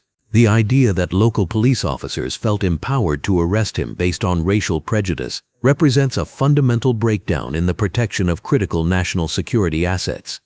Colonel, I can assure you that this incident will result in systemic changes to prevent similar occurrences." "It better," Webb replied grimly, "because the next defense contractor with Mr. Cage's clearance level might be working on projects even more sensitive than NATO communications security." The federal response was expanding beyond just Tyrone's case. Pentagon leadership had ordered a comprehensive review of all incidents involving defense contractors and local law enforcement, seeking to identify whether racial bias had compromised other national security operations. By 5 p.m., the Westfield Heights police station had effectively become a federal command post. FBI agents occupied every desk. Department of Justice attorneys were setting up temporary offices, and Pentagon security personnel were conducting classified briefings in secure areas that had been hastily established. Chief Morrison emerged from his office, looking like a man who had aged 10 years in 2 hours. He gathered his officers in the main briefing room, where Agent Williams was waiting to deliver the news that would reshape their understanding of their situation. "Officers," Williams began, "the federal investigation of this department has revealed evidence of systematic civil rights violations spanning multiple years. We have documented patterns of discriminatory enforcement, falsified arrest reports, and procedural violations that constitute potential federal crimes." The room fell silent as the officers realized that their careers, their reputations, and potentially their freedom were now in the hands of federal investigators who had no interest in protecting their previous immunity from accountability. Specifically, Officers Whitaker and Delaney are being investigated for conspiracy to violate civil rights under 18 U.S.C. Section 241. deprivation of rights under color of law under Section 242, and filing false official statements under Section 101. These are felony charges that carry significant prison sentences. Whitaker felt his world collapsing around him as he realized that his racist traffic stop had evolved into a federal criminal case that could result in years in federal prison. Additionally, Williams continued, "This department will be subject to ongoing federal oversight until we can ensure that constitutional violations are not occurring. This includes revised training, new supervision protocols, and regular federal monitoring of all arrest procedures." The transformation was complete. What had started as two racist cops teaching an uppity black man his place had become a federal civil rights investigation that would reshape an entire police department and end multiple careers. As federal agents continued their systematic documentation of decades of discriminatory policing, Officers Whitaker and Delaney sat in the station's break room, finally understanding that they had crossed a line that would define the rest of their lives. They had arrested the wrong man at the wrong time for the wrong reasons, and now they would pay the right price. The interrogation room at the Westfield Heights police station had never hosted federal investigators before, but at 5:47 p.m. on this Tuesday afternoon, it became the setting for a confrontation that would determine whether two police officers would spend the next decade in federal prison. Officer James Whitaker sat across a metal table from FBI Special Agent Marcus Thompson and Department of Justice Attorney Sarah Mitchell, his earlier confidence replaced by the kind of fear that comes with suddenly understanding that your entire life is about to change. The Miranda rights had been read, the recording equipment was running, and the evidence was spread across the table like pieces of a puzzle that spelled out his professional destruction. "Officer Whitaker," Agent Thompson began, his voice carrying the flat authority of someone who had conducted hundreds of similar interviews. "We're here to discuss your arrest of Tyrone Cage at approximately 2:47 p.m. today. Before we begin, I want to remind you that making false statements to federal investigators is a felony punishable by up to 5 years in prison." Whitaker's hands trembled slightly as he reached for the water cup that had been placed in front of him. 28 years old, 6 years on the force, and he'd never imagined that a routine traffic stop could escalate into a federal criminal investigation. "I understand," he managed, his voice noticeably tighter than it had been during his earlier swagger around the arrest processing. Attorney Mitchell opened a thick folder and withdrew the first piece of evidence, a printout of Whitaker's arrest report with specific sections highlighted in yellow. "Officer, in your report you state that Mr. Cage was weaving in and out of lanes and operating at inconsistent speeds. You also noted suspected impaired driving as justification for the traffic stop. Do you stand by these statements?" "Yes, ma'am. That's what I observed." Mitchell nodded and withdrew a second document, timestamps from the city's traffic camera system. "Officer, at 2:43 p.m., Mr. Cage's vehicle passed through the intersection of Maple Avenue and 3rd Street, where it was recorded by traffic safety cameras. At 2:45 p.m., his vehicle passed the intersection of Maple and 5th Street. These cameras show his vehicle traveling at exactly 25 miles per hour, the posted speed limit, with no lane deviations. She placed photographs on the table showing Tyrone's Mercedes in perfect control, traveling in the center of its lane with no evidence of erratic behavior. "Officer, can you explain the discrepancy between your written report and the photographic evidence?" Whitaker stared at the photos, realizing that his carefully constructed lie had been demolished by technology he hadn't known existed. In small-town policing, officers rarely faced the kind of scrutiny that could verify their arrest justifications with photographic precision. Maybe I was mistaken about the exact nature of the driving behavior." "Officer," Agent Thompson interjected, "were you mistaken or were you lying?" The question hung in the air like a blade waiting to fall. Whitaker understood that his answer would determine whether he faced disciplinary action or federal prosecution. I observed behavior that I interpreted as suspicious." Mitchell withdrew another document, the transcript of radio communications between Whitaker and Delaney before the traffic stop. "Officer, at 2:41 p.m., you radioed your partner and said, quote, 'drug money, stolen vehicle, or both. No way that's legit. This was 2 minutes before you observed any driving behavior. How did you determine Mr. Cage was involved in criminal activity before observing his driving? The transcript was devastating evidence that the arrest had been motivated by racial assumptions rather than legitimate law enforcement concerns. Whitaker felt sweat beginning to form on his forehead as he realized that every aspect of his encounter with Tyrone had been documented and was now being dissected by federal investigators. We were discussing possibilities based on the vehicle type and location.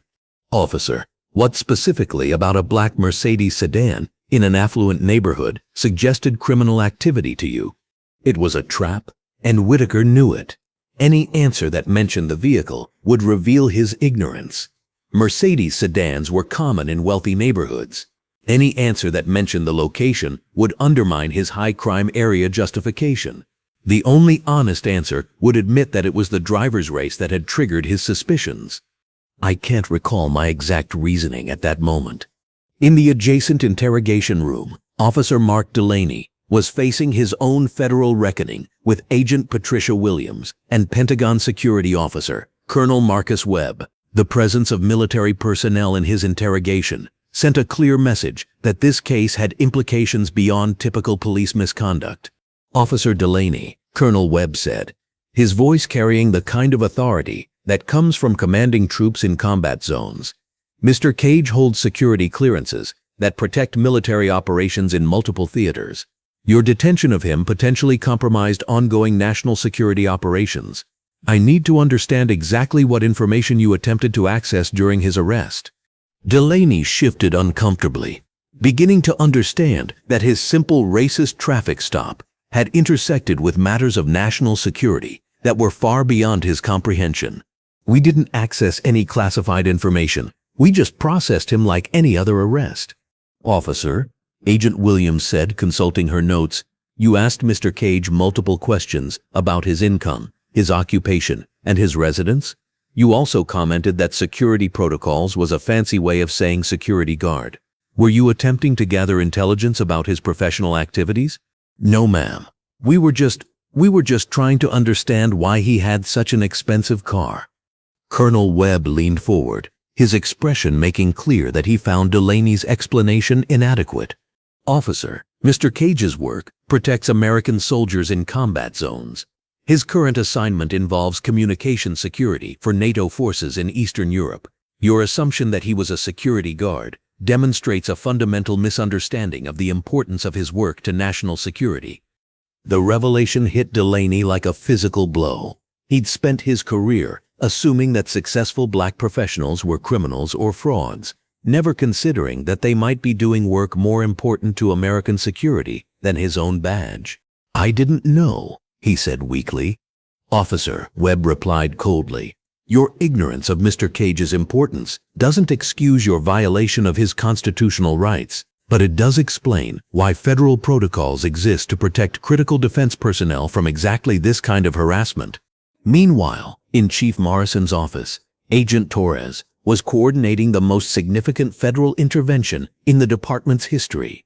The investigation had expanded beyond Tyrone's arrest to encompass a comprehensive review of discriminatory policing practices that had apparently been standard procedure for years. Chief, Torres said, reviewing a stack of case files that painted a disturbing picture of systematic bias, we've identified 47 arrests over the past 3 years that show similar patterns to Mr. Cage's detention. Black drivers in expensive vehicles, arrested on questionable charges, processed through your department with no federal oversight. Morrison stared at the files, understanding that each one represented a potential federal civil rights violation that could result in lawsuits, criminal charges, and the complete restructuring of his department. Agent Torres, I had no knowledge of any systematic bias in our arrest procedures. Chief, you signed off on every one of these arrest reports. You approved the budget allocations that rewarded officers for high arrest numbers. You supervised the training programs that apparently taught officers to view successful black citizens as criminal suspects. Either you're criminally negligent or you're deliberately lying. The choice was clear: admit incompetence or face conspiracy charges. Morrison chose incompetence. If these patterns exist, they were not intentional policy. I accept full responsibility for inadequate supervision. Back in the interrogation room, Whitaker was being presented with evidence that would end his career and potentially his freedom. Agent Thompson had laid out a timeline that showed his arrest of Tyrone was not an isolated incident, but part of a pattern of racially motivated harassment. Officer, in the past 18 months, you've arrested 23 black drivers on traffic-related charges. Of those arrests, 19 were later dismissed for lack of evidence, and 4 resulted in minor plea agreements. Meanwhile, you've arrested 3 white drivers for traffic violations, all of whom were actually impaired or driving without licenses. The statistics revealed that Whitaker's arrest record was essentially a catalog of racial profiling incidents disguised as legitimate law enforcement. Officer, do you understand that systematically targeting citizens based on their race constitutes a conspiracy to violate civil rights under federal law? I never conspired with anyone, Whitaker protested. Officer, conspiracy doesn't require a formal agreement. It simply requires 2 or more people working together to violate someone's constitutional rights. Your radio communications with Officer Delaney before Mr. Cage's arrest constitute evidence of conspiracy. Attorney Mitchell withdrew the final piece of evidence: body camera footage from other officers who had been present during Tyrone's processing. The footage captured conversations that neither Whitaker nor Delaney had realized were being recorded. Officer, this footage shows you and Officer Delaney discussing Mr. Cage's arrest. Officer Delaney says, quote, "Easy arrest, vehicle forfeiture, probably find enough in that car to pad our statistics for the month." You responded, quote, "Drug dealers don't get to clean house in our neighborhood. Do you recall this conversation?" Whitaker stared at the transcript, realizing that his own words had provided evidence of his criminal intent. The conversation revealed that the arrest had been motivated by racial assumptions and the desire to boost arrest statistics, not by legitimate law enforcement concerns. We were just talking. Officer, you were discussing your plan to falsify evidence and steal Mr. Cage's vehicle based on the assumption that he was a drug dealer. That conversation constitutes evidence of conspiracy to commit multiple federal crimes. The interrogation was reaching its conclusion, and Whitaker understood that his life as he'd known it was over. Federal investigators had documented every aspect of his crimes with the kind of precision that made conviction inevitable. "What happens now?" he asked, his voice barely above a whisper. "Officer," Agent Thompson said, "you'll be arrested on federal charges of conspiracy to violate civil rights, deprivation of rights under color of law, and filing false official statements. You'll be processed through the federal court system, where you'll face between 5 and 10 years in federal prison if convicted." In the main processing area, a very different kind of confrontation was taking place. Tyrone Cage stood with dignity intact as federal agents formally apologized for his treatment and ensured that all charges against him were dropped. Agent Torres approached Tyrone with the kind of respect that should have been shown from the beginning. "Mr. Cage, on behalf of the federal government, I want to apologize for the violation of your constitutional rights. The charges against you have been dismissed. Your vehicle has been returned, and will ensure that this incident doesn't affect your security clearance or your current defense contracts." Tyrone nodded, understanding that while his individual case was resolved, the broader implications would take months or years to fully address. "Agent Torres, I appreciate the federal response, but I hope this investigation leads to systemic changes that protect other citizens who don't have my security clearance or Pentagon connections." Sir, I can assure you that this case will result in comprehensive reforms of local law enforcement practices. What happened to you will not happen to others. As Tyrone collected his personal effects and prepared to leave, he could see Officers Whitaker and Delaney being escorted from the interrogation rooms in handcuffs. Their badges had been confiscated, their weapons secured, and their careers ended. The confrontation was complete. Federal justice had prevailed over local bigotry, and the system that had protected racist cops was being dismantled piece by piece.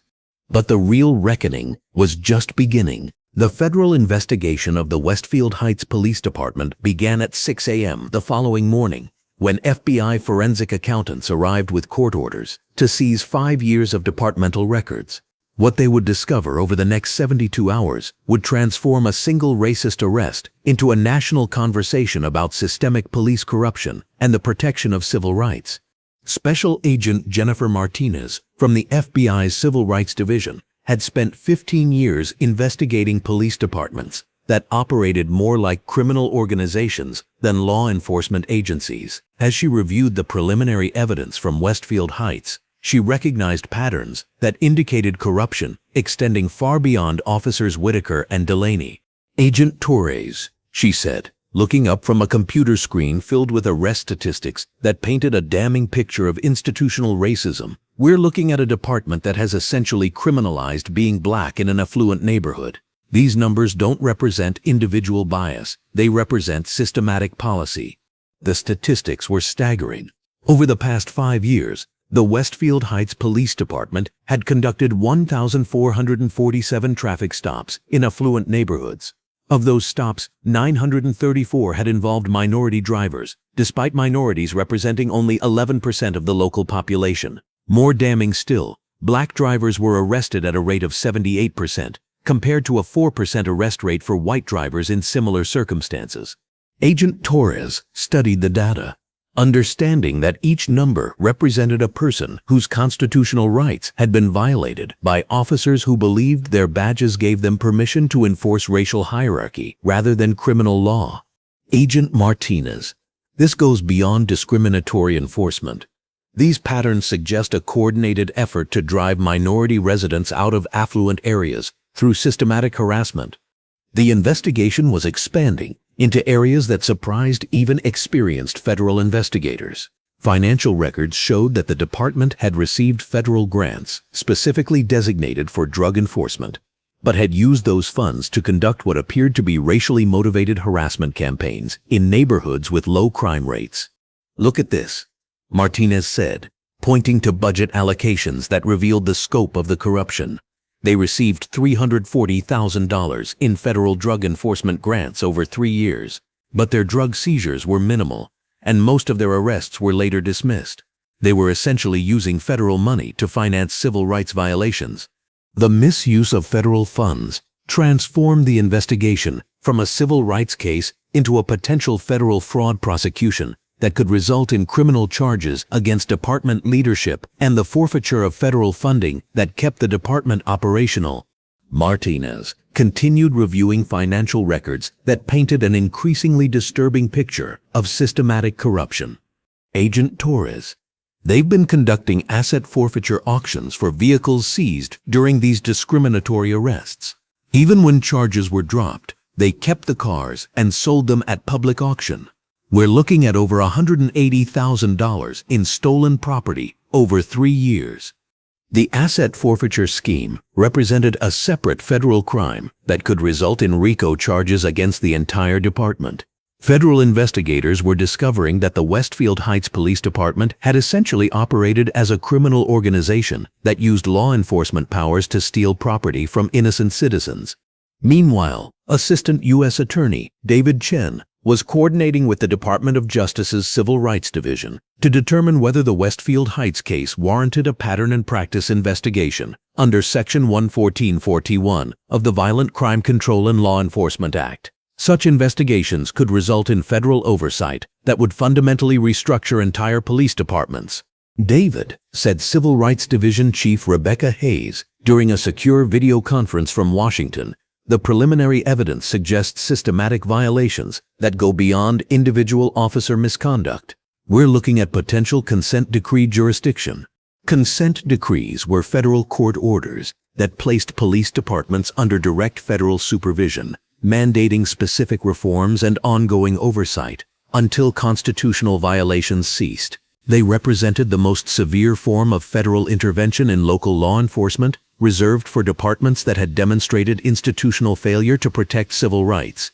Rebecca, the evidence is overwhelming. 5 years of statistical data showing discriminatory enforcement, systematic misuse of federal funds, and a command structure that rewarded officers for racially biased arrests. This department needs complete federal restructuring.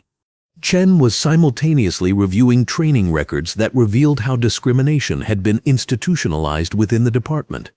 We've discovered that Officers Whitaker and Delaney attended seminars conducted by Tactical Urban Solutions, a private company that federal investigators have been monitoring for promoting racially discriminatory policing techniques. Their training materials explicitly encourage officers to view expensive vehicles in minority communities as indicators of criminal activity. The discovery suggested that the problem extended beyond individual departments to include private companies that were systematically training police officers to engage in racial profiling. Federal investigators began coordinating with civil rights organizations that had filed complaints about similar training programs in other states. The investigation was also revealing connections between discriminatory arrests and career advancement within the department. Dr. Sarah Williams, a criminologist from Georgetown University who specialized in police misconduct patterns, was consulting with federal investigators to provide expert analysis. What we're seeing here, Dr. Williams explained during a briefing at FBI headquarters, is a textbook example of how individual prejudice becomes institutional policy. The department's promotion structure systematically rewarded officers who made high numbers of arrests in affluent neighborhoods, regardless of whether those arrests resulted in convictions. Her analysis revealed that officers who arrested the most black drivers in affluent areas received the best performance evaluations and fastest promotions, creating institutional incentives for racial profiling. The correlation between discriminatory enforcement and career advancement is statistically undeniable. Officers understood that harassing successful minority citizens would advance their careers within this department. Federal agents were also uncovering evidence that community complaints about racial bias had been systematically ignored or suppressed by department leadership. Agent Williams had discovered a filing system that classified civil rights complaints as community relations issues rather than serious misconduct allegations, ensuring they wouldn't be investigated or reported to federal authorities. We've found 37 formal complaints about racial profiling filed over the past 3 years, Williams reported to Agent Torres. Not one of them was investigated. Most were marked unfounded, without any attempt to verify the allegations or interview witnesses. The complaints told stories that were remarkably similar to Tyrone's experience. Successful black professionals stopped for dubious reasons, subjected to aggressive questioning about their income and possessions, and often arrested on charges that were later dismissed.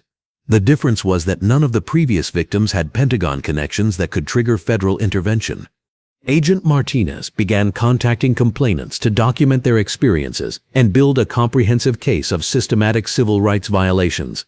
Mr. Rodriguez, she said during a phone interview with a software engineer who had filed a complaint 18 months earlier, "Can you describe your interaction with Officers Whitaker and Delaney in detail?"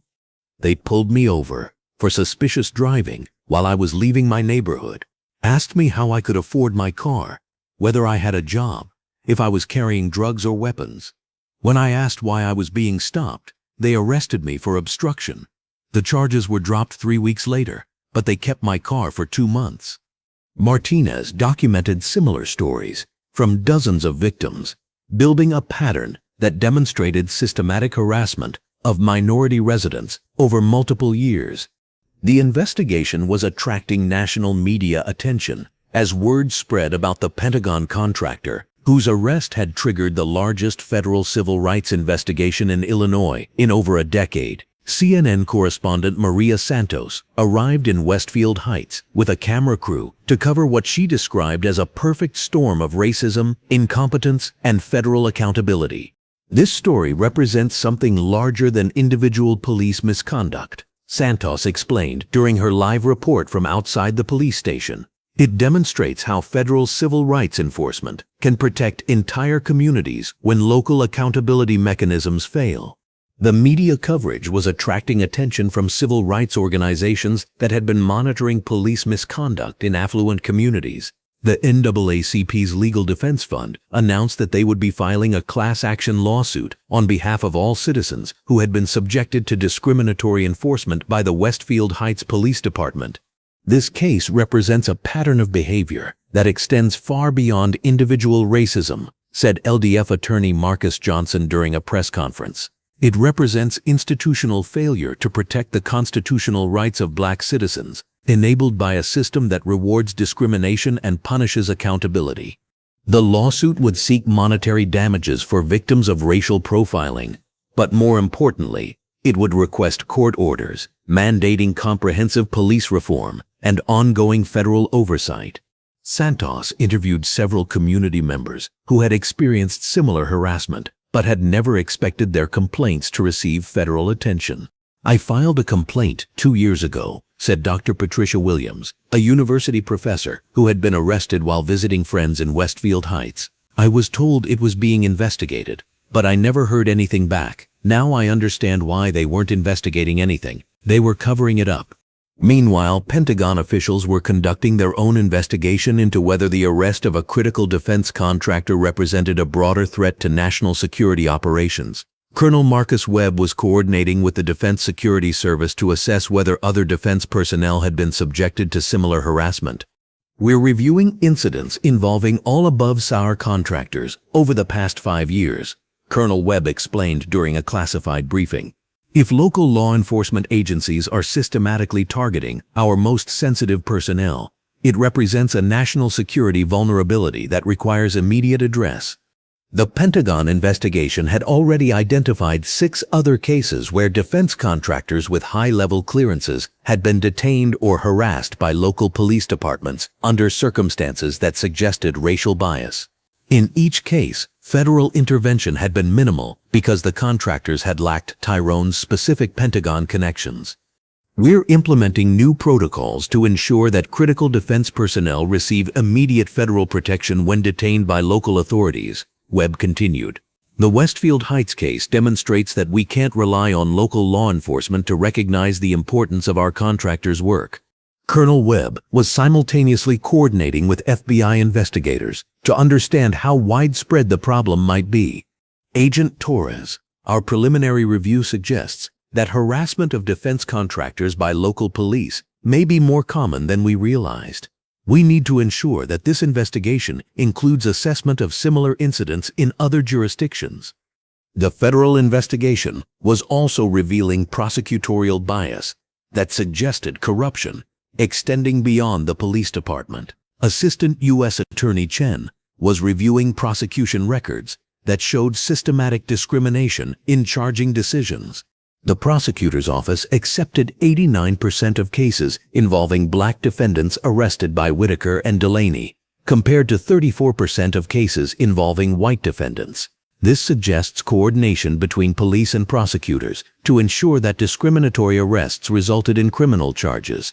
Prosecutorial bias represented a separate federal crime that could result in the removal of elected officials and the appointment of federal monitors to oversee local court systems. Chen was building a case that would demonstrate how discrimination had infected every level of the local criminal justice system.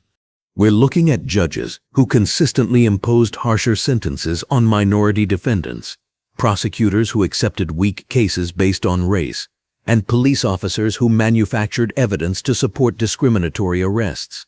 This represents comprehensive failure of constitutional law enforcement." The financial investigation was revealing additional federal crimes that could result in the complete dissolution of the police department.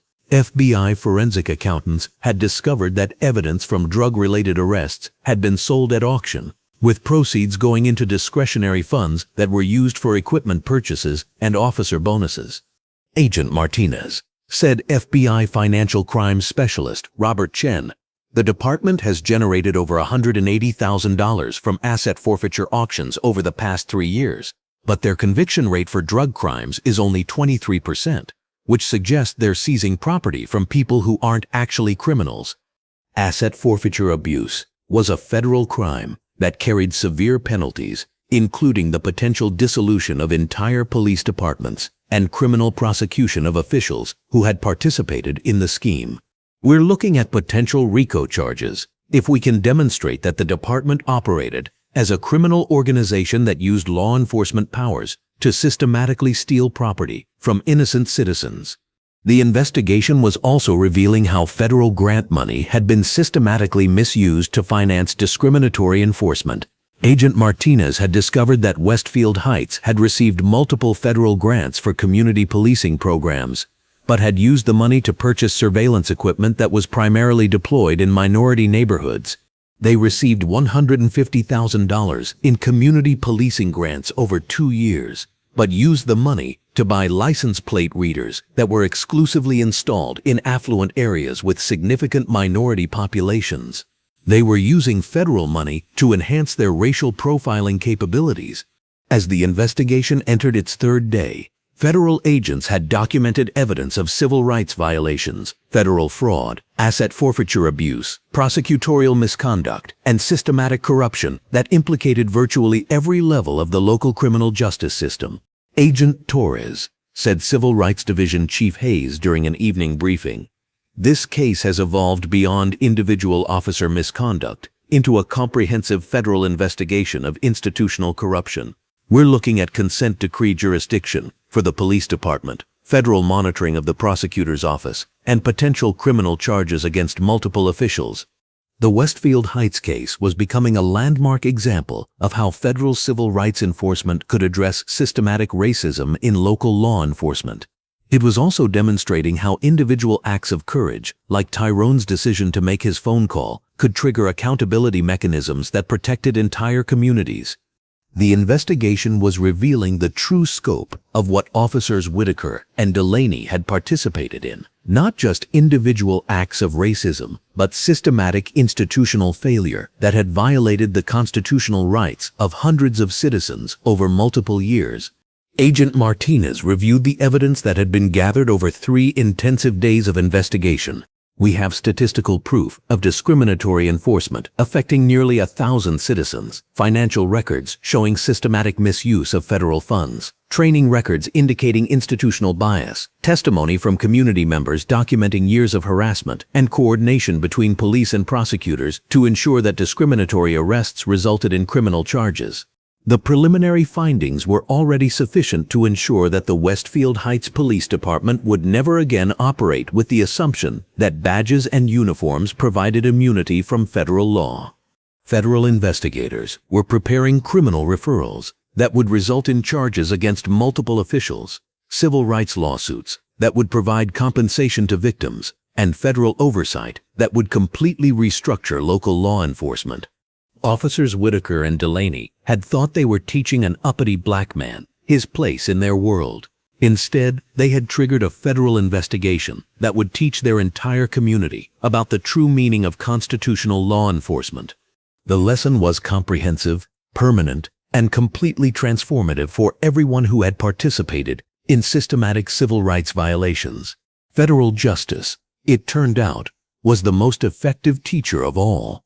6 months after Officers James Whitaker and Mark Delaney had made the worst decision of their lives, they sat in federal court facing sentences that would define the rest of their existence. The marble columns and brass fixtures of the Federal District Court in Chicago represented the kind of justice that their small-town police station had never been equipped to deliver. Impartial, thorough, and completely immune to the racial prejudices that had guided their careers.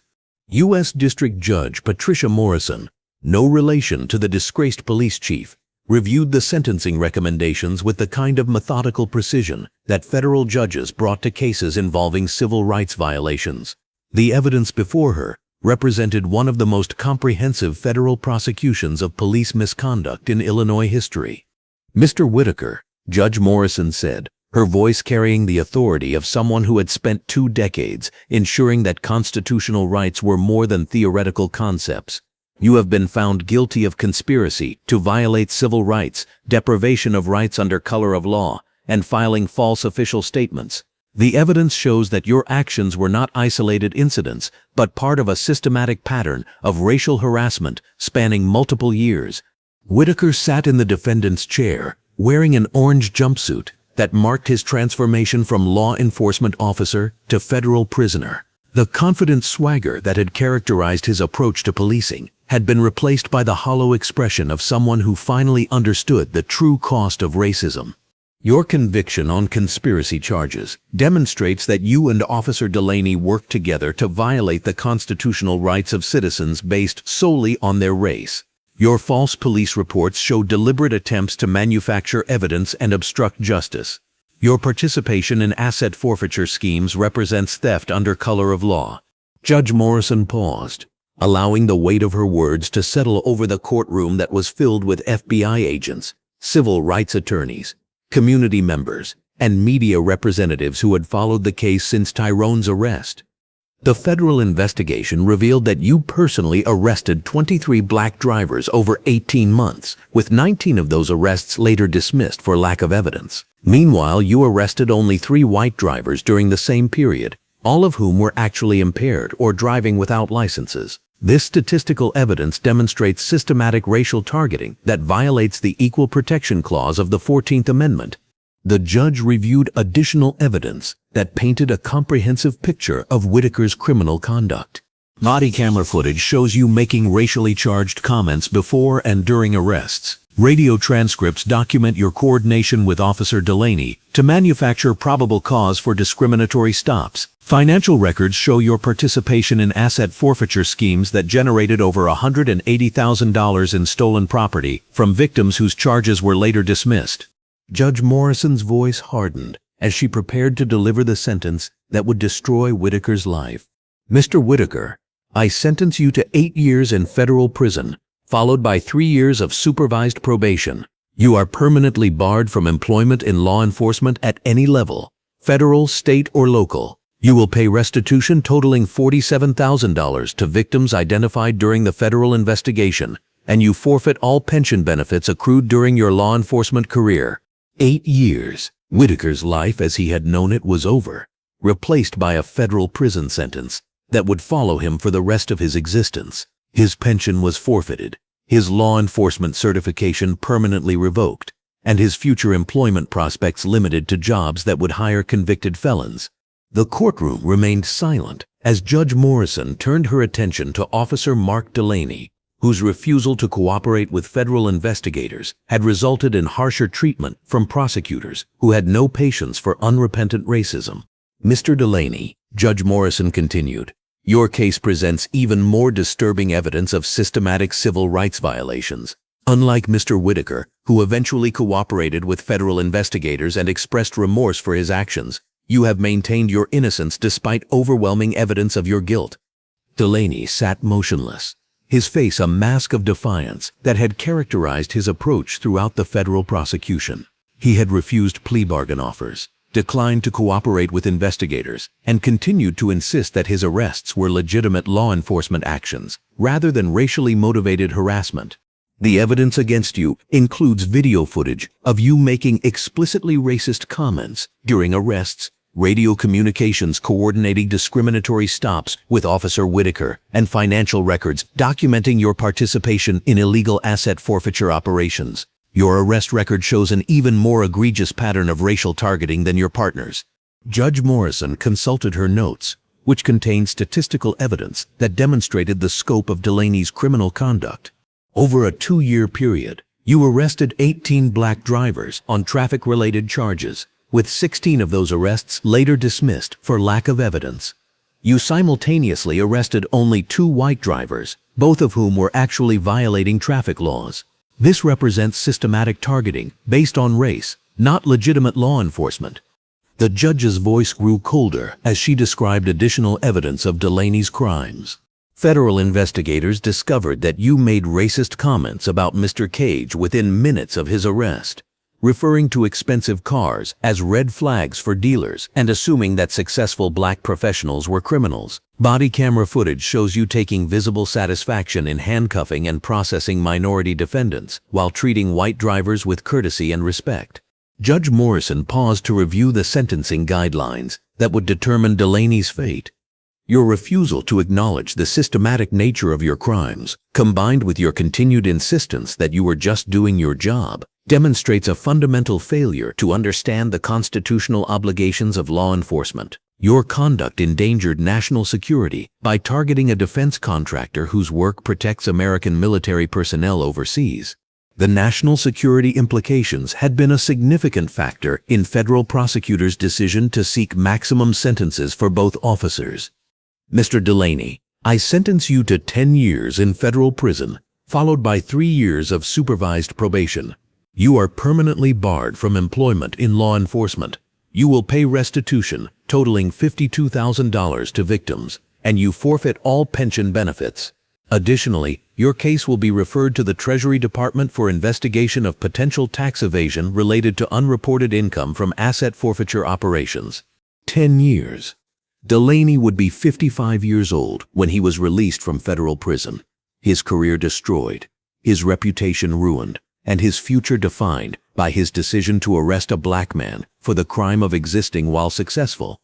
The sentences were part of a broader federal reckoning that had transformed the entire criminal justice system in Westfield Heights. Chief Morrison had resigned in disgrace 3 months earlier when federal investigators discovered that he had actively encouraged discriminatory enforcement through performance evaluations that rewarded officers for high arrest numbers in affluent neighborhoods. Morrison was now facing his own federal charges for conspiracy to violate civil rights and misuse of federal funds. Prosecutors had discovered that he had used federal grant money to purchase surveillance equipment that was exclusively deployed in minority neighborhoods, essentially using taxpayer funds to enhance racial profiling capabilities. Assistant U.S. Attorney David Chen stood before the media gathered outside the courthouse to explain the broader implications of the federal prosecution. Today's sentences send a clear message that federal law enforcement will not tolerate systematic civil rights violations by local police departments. Officers Whitaker and Delaney believed their badges gave them permission to enforce racial hierarchy rather than criminal law. They were wrong, and they will spend the next decade in federal prison learning exactly how wrong they were. Chen was simultaneously announcing the implementation of a federal consent decree that would place the Westfield Heights Police Department under direct federal supervision for the next 5 years. The consent decree mandates comprehensive reforms, including new hiring standards that require federal background checks, enhanced training on constitutional law, supervised by FBI instructors, body cameras for all officers with federal monitoring of footage, and ongoing federal oversight of arrest procedures. The Department of Justice will ensure that the systematic violations documented in this case never occur again. The federal consent decree represented the most comprehensive restructuring of a police department in Illinois history. Every current officer would be required to undergo 6 months of federal civil rights training or face termination. All arrest procedures would be monitored by federal agents stationed permanently at the department. Community oversight boards would have binding authority over police operations with direct access to federal investigators. Dr. Sarah Williams, the Georgetown criminologist who had provided expert analysis during the investigation, was now working with federal monitors to implement reforms that would serve as a model for other departments facing similar problems. The Westfield Heights case demonstrates how individual prejudice becomes institutional policy when accountability mechanisms fail. Dr. Williams explained during a community meeting designed to rebuild trust between police and residents. The federal reforms will ensure that constitutional violations are identified and addressed immediately, rather than being ignored or covered up by local authorities. The statistical monitoring system being implemented would track every arrest, traffic stop, and citizen interaction by race, location, and outcome. Any deviation from expected statistical norms would trigger immediate federal investigation and potential criminal prosecution. We're implementing real-time monitoring that will identify discriminatory patterns within days rather than years, Dr. Williams continued. Officers will understand that their conduct is being continuously evaluated by federal algorithms that can detect racial bias with mathematical precision. The community that had suffered years of discriminatory policing was finally receiving the protection that constitutional law promised but had never delivered. Federal oversight would continue until statistical evidence showed that racial bias had been eliminated from all police operations. Meanwhile, the civil rights lawsuit filed by the NAACP Legal Defense Fund had resulted in a $2.3 million settlement that would provide compensation to every victim of discriminatory enforcement identified during the federal investigation. LDF attorney Marcus Johnson announced the settlement during a press conference that celebrated both individual justice and systematic reform. This settlement represents more than monetary compensation. It represents acknowledgement that the constitutional rights of our clients were systematically violated by officers who believed their prejudices were more important than their oaths. The federal reforms ensure that future victims will have immediate recourse rather than being forced to suffer in silence. The settlement included individual payments ranging from $15,000 depending on the severity of each person's experience. But the more important victory was the federal oversight that would prevent similar violations from occurring. Johnson detailed the broader implications of the legal victory. We identified 47 victims of discriminatory enforcement over a 5-year period. Each of these individuals had their constitutional rights violated by officers who assumed that successful black citizens were criminals. The settlement provides compensation for their suffering, but the federal oversight ensures that such violations will never happen again. Dr. Patricia Williams, the university professor who had been arrested while visiting friends, used her $35,000 settlement to establish a scholarship fund for students studying civil rights law. "I want something positive to come from my experience," she explained during the scholarship announcement. "If future lawyers understand how systematic racism operates in law enforcement, they'll be better equipped to fight it through the legal system." The scholarship fund would provide annual awards to law students who demonstrated commitment to civil rights advocacy, ensuring that the Westfield Heights case would continue influencing federal law enforcement long after the current reforms were implemented. The Pentagon had conducted its own comprehensive review of incidents involving defense contractors and local law enforcement, resulting in new protocols that would protect critical national security personnel from harassment by racist cops. Colonel Marcus Webb, who had overseen the security assessment of Tyrone's case, was now implementing nationwide procedures that would prevent similar incidents. The Westfield Heights case revealed a vulnerability in our protection of critical defense assets. Colonel Webb explained during a classified briefing to Pentagon leadership, "We've implemented new protocols that will ensure immediate federal intervention whenever above-SAR contractors are detained by local authorities." The new protocols included direct Pentagon liaison offices in major metropolitan areas where defense contractors lived and worked. These offices would maintain 24-hour communication with federal law enforcement and could trigger immediate federal response if critical personnel were detained or threatened. "We cannot allow local prejudice to compromise national security operations," Webb continued. "The reforms implemented after Mr. Cage's arrest will ensure that critical defense personnel receive appropriate protection from harassment by local authorities who don't understand the importance of their work." The Pentagon was also implementing enhanced background checks for police departments that operated in areas with significant defense contractor populations. Departments with histories of civil rights violations would be prohibited from receiving federal cooperation or assistance.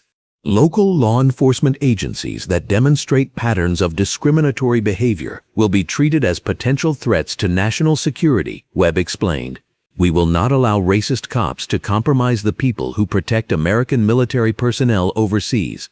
But the most important outcome of the federal investigation was not the punishment of racist cops or the implementation of oversight procedures. It was the restoration of Tyrone Cage's dignity and his ability to continue work that protected American military personnel overseas. Tyrone had returned to his defense, contracting work within days of his arrest, completing the Kiev protocols that would protect NATO communication networks for the next decade. His security clearance had been unaffected by the incident, and Pentagon leadership had made clear that his work remained critical to American national security operations. Mr. Cage's arrest represented an attempt to intimidate and silence someone whose work protects American soldiers in combat zones. Colonel Webb explained during a Pentagon ceremony honoring Tyrone's continued service. "The federal response demonstrated that such attempts will be met with the full force of federal law enforcement." Tyrone accepted the commendation with the same quiet dignity he had maintained throughout his arrest and its aftermath. His experience had been traumatic, but it had also triggered reforms that would protect other citizens from similar harassment. "I'm grateful that my arrest led to systematic changes that will benefit the entire community," Tyrone said during his acceptance speech. "No one should be subjected to harassment by law enforcement officers who confuse racial prejudice with legitimate police work. The federal response demonstrates that constitutional rights are not negotiable, regardless of local prejudices." His words were measured and professional, but they carried the weight of someone who had experienced both the worst and best of American law enforcement racist cops who had violated his rights, and federal agents who had restored justice with systematic precision. The Kiev protocols that Tyrone had developed were successfully implemented across NATO installations in Eastern Europe, providing communication security that would protect Allied operations for years to come. Russian intelligence services would find their cyber warfare capabilities significantly degraded by systems that made NATO communications essentially invisible to enemy surveillance. Mr. Cage's work represents exactly the kind of innovation that maintains American technological superiority in contested environments, said Secretary of Defense Robert Martinez during a classified briefing. The idea that local police officers felt empowered to arrest someone of his importance demonstrates why federal civil rights enforcement remains critical to national security. The broader implications of the Westfield Heights case extended far beyond a single police department. Federal investigators had identified similar patterns of discriminatory enforcement in 12 other jurisdictions, leading to additional investigations and reforms that would affect law enforcement agencies across multiple states. The Westfield Heights case has become a template for federal civil rights enforcement, explained Civil Rights Division Chief Rebecca Hayes during congressional testimony about the Justice Department's police reform efforts. It demonstrates how comprehensive investigation and federal oversight can address systematic violations that have persisted for years without local accountability. Congress was considering legislation that would mandate federal oversight for any police department that showed statistical evidence of discriminatory enforcement, using the Westfield Heights model as a framework for nationwide police reform. The case had also influenced private companies that provided training to law enforcement agencies. Tactical Urban Solutions, the company that had trained officers Whitaker and Delaney to engage in racial profiling, had lost its federal contracts and was facing its own civil rights investigation. "We're reviewing every company that provides training to federal, state, and local law enforcement agencies," explained FBI Deputy Director Sarah Chen. The Westfield Heights case revealed how private companies can systematically promote discriminatory policing practices, and we're taking steps to ensure that federal resources don't support such training. The Federal Bureau of Investigation had terminated contracts with 17 private training companies that promoted techniques similar to those used in Westfield Heights. New federal standards would require all law enforcement training to include comprehensive civil rights education and statistical monitoring to prevent discriminatory practices. The transformation was comprehensive and permanent. Officers Whitaker and Delaney would spend the next decade in federal prison, their careers destroyed and their futures defined by their racist assumptions. Chief Morrison had lost his pension and was facing federal charges that would likely result in his own prison sentence. The county prosecutor who had cooperated with discriminatory arrests had been removed from office by federal court order and disbarred. But the most important transformation was cultural. The Westfield Heights community that had tolerated systematic racism for years was now protected by federal oversight that made discrimination impossible to hide or ignore. Community members who had previously suffered harassment in silence now had direct access to federal investigators who would respond immediately to civil rights violations. Police officers who might have been tempted to engage in discriminatory enforcement understood that federal prosecution was a certainty rather than a remote possibility. The federal oversight has completely changed the relationship between police and community, explained Mayor Jennifer Rodriguez during a town hall meeting designed to assess the reforms.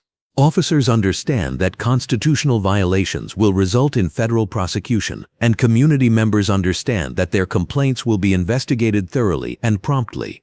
The statistical evidence supported the mayor's assessment.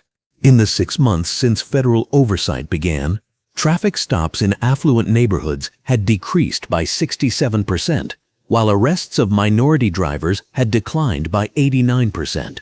Police were finally focusing on actual crime rather than racial harassment. The Westfield Heights Police Department had hired 12 new officers, all of whom had undergone extensive federal background checks and civil rights training. The new officers were required to work under direct federal supervision for their first year, ensuring that discriminatory practices would not be passed on to the next generation of law enforcement.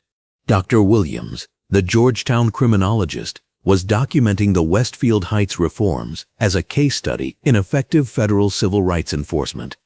This case demonstrates that systematic racism in law enforcement can be addressed through comprehensive federal intervention, she wrote in a report that would influence police reform efforts nationwide. The key is treating discriminatory enforcement as a federal crime that requires federal prosecution, rather than a local problem that can be addressed through internal discipline. Her research was being used by the Department of Justice to develop standardized procedures for identifying and addressing discriminatory policing practices before they resulted in systematic violations like those discovered in Westfield Heights. As the one-year anniversary of Tyrone's arrest approached, the transformation of Westfield Heights was complete. Federal oversight had eliminated discriminatory enforcement, civil rights lawsuits had provided compensation to victims, and comprehensive reforms had created accountability mechanisms that would prevent future violations. The Westfield Heights Police Department now served as a model for federal police reform, with law enforcement agencies from across the country sending representatives to study the oversight procedures that had eliminated systematic racism from local policing. Tyrone continued his critical defense work, knowing that his arrest had triggered changes that would protect other citizens from similar harassment. Officers Whitaker and Delaney remained in federal prison, serving sentences that would define the rest of their lives. Chief Morrison awaited trial on federal charges that would likely result in his own incarceration. The reckoning was complete. Federal justice had prevailed over local racism, and the system that had protected discriminatory cops had been replaced with oversight that protected constitutional rights. The handcuffs that had clicked shut around Tyrone's wrists had ultimately clicked shut around the entire system of racial harassment that officers Whitaker and Delaney had believed would protect them forever. Justice, it turned out, was patient but inexorable, and when it finally arrived, it was comprehensive, permanent, and completely transformative for everyone involved. The lesson was simple. In America, constitutional rights are not suggestions. They are federal law, enforced by federal agents and protected by federal courts that have no tolerance for racist cops who confuse prejudice with policing. Officers Whitaker and Delaney had learned that lesson the hard way. So had everyone who had enabled their crimes. The education was complete and the justice was final.